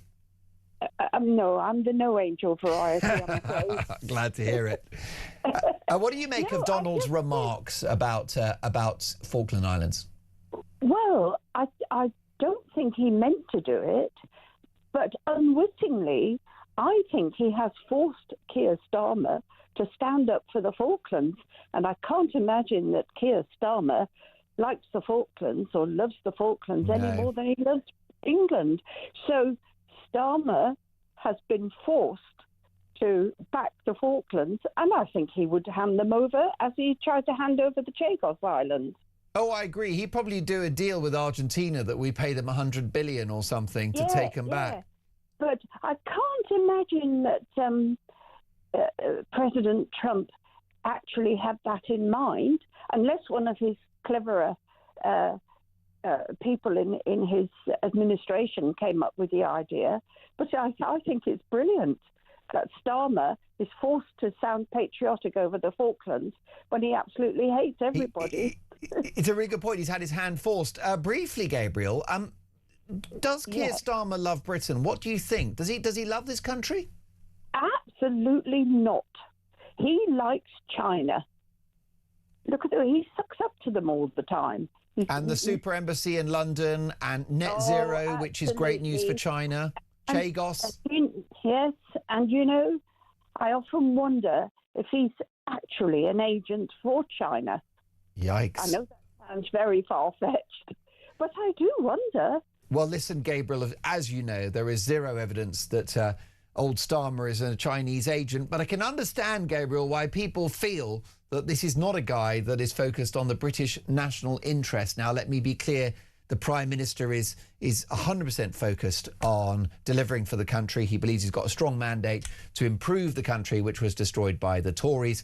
And, of course, in that effort, we wish him well. Gabriel, we'll catch up again soon. Thank you for your brilliant call. Kevin is in Portsmouth. Kevin, shoplifting, how do we fix it? It's very easy, Mark. Very, very, very easy. Well, first of all, we have to go back to citizen's arrest. We have common law in this country. We are all obliged to follow the law. We're also, under our system, obliged to uphold it. So therefore, if you see somebody stealing something from a shop and walking out without paying, you've got in banter rights, and in theory, at least, you can arrest him. In practice, of course, you get sued for assault. We've had these firings. Waitrose, that fellow in Waitrose worked there for, I don't know, 28 years or something. Yeah. So, cops don't turn up for anything less than £200. And even then, it's debatable whether they turn up or not. They're too busy chasing Lucy Connolly. So, therefore, we need a Minimum Sentences Act. If you commit a theft from a shop, you're going to go to jail for a year, which means you're going to be released after 12 months, assuming you behave yourself. If you don't, we'll make it longer. If you come out and do it again, you're going to go in for 2 years, then 4, then 8, then 16. Are you seriously going to lock somebody up for 16 years for nicking 20 quid's worth of bacon from Tesco? Yes. You're a thief. We don't want thieves, we won't tolerate thieves, and if you're too stupid to sort your own life out, we'll do it for you, and you can go and be locked up in the big house, and that's the end of you. And I think your approach, Kevin, can be summed up in 2 words: zero tolerance. Absolute zero tolerance. And I would go further. Security staff in the stores would all in handcuffs, Well, Kevin, we've lost the line to you, but you have spoken a lot of sense there. A zero-tolerance approach to shoplifting. Thank you, Kevin. I think you're on the road, and we wish you well for a busy Saturday in Portsmouth. Listen, it's been a really interesting conversation about Sir Keir Starmer. Here's a voice note from Danny. Morning, Mark. Great show as usual. Danny from Bedfordshire. Thank you, Danny. So this week, patriots, people that love the country, are called plastic patriots by this imbecile. I'd rather be a plastic patriot than a polystyrene Prime Minister. That's all I've got to say. That is very well put. Danny, poetic and brilliant. Does Keir Starmer love Britain? It's been an interesting conversation. We will continue that. But next up, we're going to choose a special year, and I need you to tell me what this year is, OK? This is the year in which King Charles narrowly avoids death in an avalanche in Switzerland. It's the year in which 80,000 people attend a concert at Wembley Stadium in honour of Nelson Mandela. It's a year in which Margaret Thatcher becomes the longest-serving UK Prime Minister in that century. What was the year? All will be revealed next.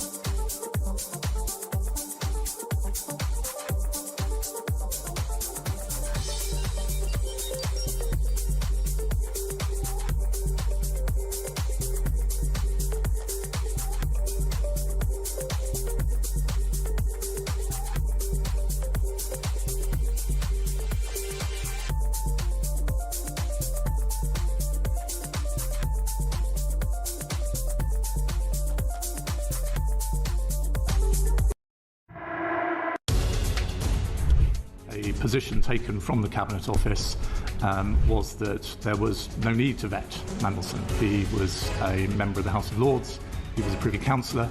The risks that attending his appointment were well known and had been made clear to the Prime Minister before appointment. Now, in the end, the FCDO insisted and put its foot down. I understand my predecessor had to be very firm in person. But that was a live debate at the point of announcement, and I think it's important to make that clear. Across the UK, on DAB+, on your smart speaker, on your smart TV, and on your side. This is Talk. Well, look, it's been brilliant to have your company. We are back for more Talk Breakfast tomorrow at 6 a.m. We've been talking about shoplifting. Brian says, Mark, we are just sick of a lawless society. Does Starmer love Britain? Hello, Mark, says Clay in Folkestone. Great show. There's only one thing Sir Beer loves, and that's himself. He's such a narcissist. He believes that everybody loves him as well. Listen, I'll get to more of your thoughts and feedback shortly. But live in the studio, the star of Virgin Radio, the Baby Breakfast Show, Steve Denyer. Hello, Steve. Good morning, Mark. How you Virgin doing? Radio, very well. It's making a lot of headlines, not just in the world of radio, but telly now, because TFI Friday is back, and it's on Virgin Radio, and it's on Channel 4. Yes, it was on Channel 4 last night, 11 o'clock. I've got a little bit of footage for you, the opening part of the show last night. It went gangbusters overnight. Everybody's watching this, everybody's commenting. This is how it started. Should we take a look? Go for it. Have a look at this.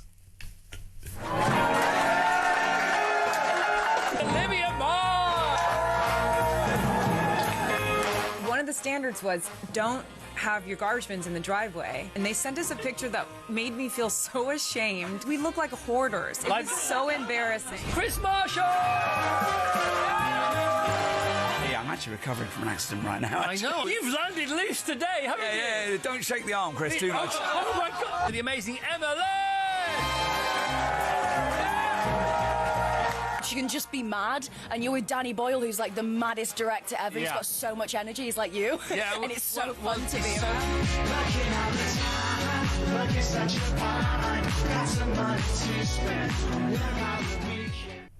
Well, Steve, I think that there's a reason why shows like TFI are coming back and they're so popular, because a lot of telly now is rather predictable, overproduced. And what you have with TFI, a little bit of danger, a bit unpredictable. It feels very spontaneous. It really is. And what they do as well is they revisit the old days as well, the 90s. So last night there was a great Sir Paul McCartney interview where he came on and Chris had questions from other pop stars, including Ringo Starr. Amazing. And just really great little moments that you may have seen years ago but you've forgotten about. Prince performing live as well, because Prince came into the TFI studio and it was 10 years ago since we lost him. So it's great to see that footage. So old and new, it's great to see Chris back in the day, and Chris back where he belongs, because Virgin Radio's brought it back. So listen, it's on our YouTube channel, Virgin Radio UK, or you can re-watch last night at 11 o'clock. I was watching some reruns of Parkinson the other day, because have you noticed how many Michael Parkinson videos there are that come on YouTube? They're everywhere, aren't they? Or is it just me? But, you know, Dame Edna, yes. you know, top actors, pop stars, everyone. And I missed the days of Parkinson. I think it was a golden era. Yeah. But the great news is that with TFI, Evans is still around. And for me, the energy is the same, actually. Exactly. He doesn't look tired and old in any way whatsoever. No, and he brings it back into kind of an intimate, because it's called TFI Unplugged. So it's a lovely kind of intimate, you know, podcasty set. And it's something special about that table. You get guests in and they get strangely emotional. It's very intimate, even though you've got the TV studio around it. It's quite wonderful to see. And he had Jimmy Carr on the other day, who I think's an absolute hero. Incredible. So, well, listen, we have got a year that we're going to... Now, we are not going to let the cat out the bag, I'm going to desperately try not to mention this. Okay? My viewers and listeners have to guess the year. Guess the year that we're talking about. Which will be revealed at the end of this conversation. Exactly. But I'm going to start with something that happened on the 21st of December. What year was that? Stop it. On a Saturday... on a Saturday night when I think the Des O'Connor show was playing out, I know on one of the channels, and the big breaking news story, one of the biggest stories of this year and of the decade, happened when Michael Burke announced this. Have a look. All 273 people aboard a Pan American jumbo jet are now known to have died tonight when it crashed on the town of Lockerbie in the Scottish borders. People in the town have died too. It's thought at least a dozen, but bodies are still being found. The plane hit a petrol station and demolished 2 rows of houses, sending a fireball 300 feet into the air. The RAF Rescue Centre said a short while ago there were no survivors in the houses. It's Britain's worst air disaster. This was so terrible. So what exactly happened? Horrifying, wasn't it? Well, 270 people were killed, 259 passengers and crew. And it came down where? It came down over Lockerbie. Right. And they reckoned that the bombers had hidden the explosives in a cassette player. Crazy. And the Pan Am flight had kind of travelled into Germany en route to the UK, was on the way to New York where it blew up over Lockerbie. And those initial reports kind of, you know, an hour later, a local person said the sky was raining, you know, raining fire.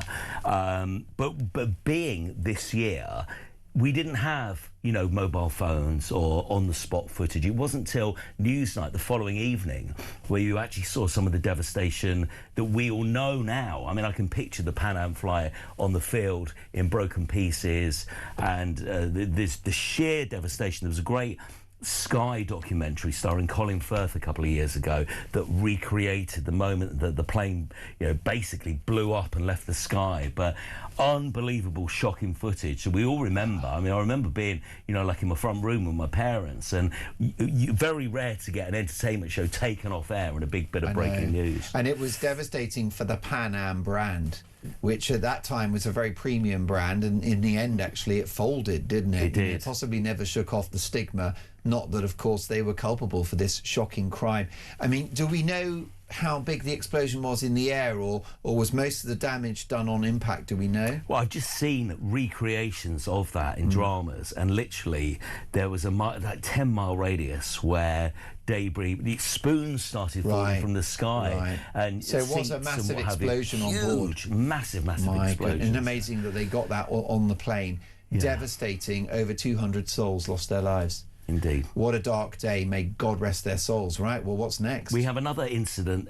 We all remember this because the BBC News back in the day was so safe and was such a kind of an element that we trusted. Well, it was good people like Hugh Edwards who were just, oh no, that was a different presenter, wasn't it? Well, it was pre-Hugh Edwards. Let's talk Sue Lawley. There you go. Reading the news at 6 when some lesbian protesters come down, got into the studio. Can I just say I love the lesbians? And this I've enjoyed their work online for many years. Take a look at this, then. This is their work. It was clear to viewers from the start of the 6 o'clock news that something was wrong. Good evening. The headlines at 6 o'clock. In the House of Lords, a vote is taking place now on a challenge to the poll tax. Tory rebels have said that the tax... Sue Lawley apologised and continued to broadcast. Out of vision, her co-presenter Nicholas Witchell and other BBC staff restrained the protesters. Outside the studio, one woman who'd handcuffed herself to camera cables was cut free. Lovely, thanks very much. Another and the piece of studio furniture she'd handcuffed herself to were parted in a corridor. Led away, the women repeated their protest. Protesting about rights for lesbian and gay people. The inquiry into how the women got into the studio is already underway. Well, what happened this evening was intolerable. There'll be a proper inquiry, and we'll make sure that this doesn't happen again on any of our news programmes. I do say that I think Sue Lawley and Nick Witchell behaved admirably in the circumstances, and I'm very glad that we continued with the broadcast and made sure that all our news went out. Well, what a story. Look at that. I mean, you knew that something was wrong because Nicholas Witchell was on the phone at the start of that, and then apparently had to sit on one of the protesters. Yeah, and he carried on reading the auto cue whilst there were people struggling under the desk. It's just an amazing moment, isn't it? And I remember watching it live on TV. I remember it too. And you just knew something was wrong when it started. They were protesting against Section 28, which was this piece of law that Margaret Thatcher brought on, saying that LGBTQ+ issues couldn't be taught in classrooms and schools. So they somehow managed to get in through security, a BBC TV centre, up to the floor where the news was taking part, and then get in on the action. And, we saw it there. But Sue Lawley deserved all the awards there for keeping going. I do think we're talking the nostalgia of Michael Parkinson, Chris Evans more latterly. I also look at newsreaders like Sue Lawley, Nicholas Witchell, and previously Michael Burke. Yes. And I'm not sure we make them like that anymore. These seasoned broadcasters, unflappable. Completely unflappable. But, remember, they didn't have breaking news stories back then. Yeah. That was probably the biggest shock of any news bulletin that we saw play out live on television. Well, it's my understanding that there are some lesbians trying to get into the studio now, and producer Ted is going to take care of them. Right, OK. And I'm sure you'll welcome them with open arms. Well, he said 3 words, actually. He said, I got this. Right, OK, that's great news. I feel pretty good. Safer in the knowledge. We're getting lots of people... By the way, it was a great worthy cause that those women were fighting for, and in the end, they're on the right side of history. We're getting lots of people saying 86. We've got a few 87s coming through. I'm going to tell you in a moment. Stop it. This is interesting. Pubs in England back in this year weren't allowed to open all day. Do you remember this? I know full well. So back in 1988, I think they closed 3 o'clock in the afternoon? 3 p.m. and then reopened at 5:30. And you had that kind of afternoon drinking thing that you couldn't partake in unless apparently you were a member of a private members place or a working men's club back in this year that I very nearly gave away just a moment ago. What year was it? I'm not telling you until 5 minutes. Stop I have a personal story about the afternoon closing because my dad ran a pub for 40 years. I grew up above above a pub, Right. son of a landlord, and it was let me say that not many landlords followed the rules. Oh, really? Yeah. Okay. What they used to do, close the curtains and carry on serving. Really? Yeah, I it's see. our little secret, yeah. I see. So it's amazing to think that was ever a thing, but apparently it was until this year. What was the year? It was 81. No, we're not going to reveal it yet. Can we have a bit of fun now? This is the biggest pop singer of the year. We knew her in Neighbours. She launched her career in March. Her name's Kylie Minogue, and the first ever Kylie Minogue BBC One Top of the Pops appearance happened with this. Take a look at this. Look how young she looks.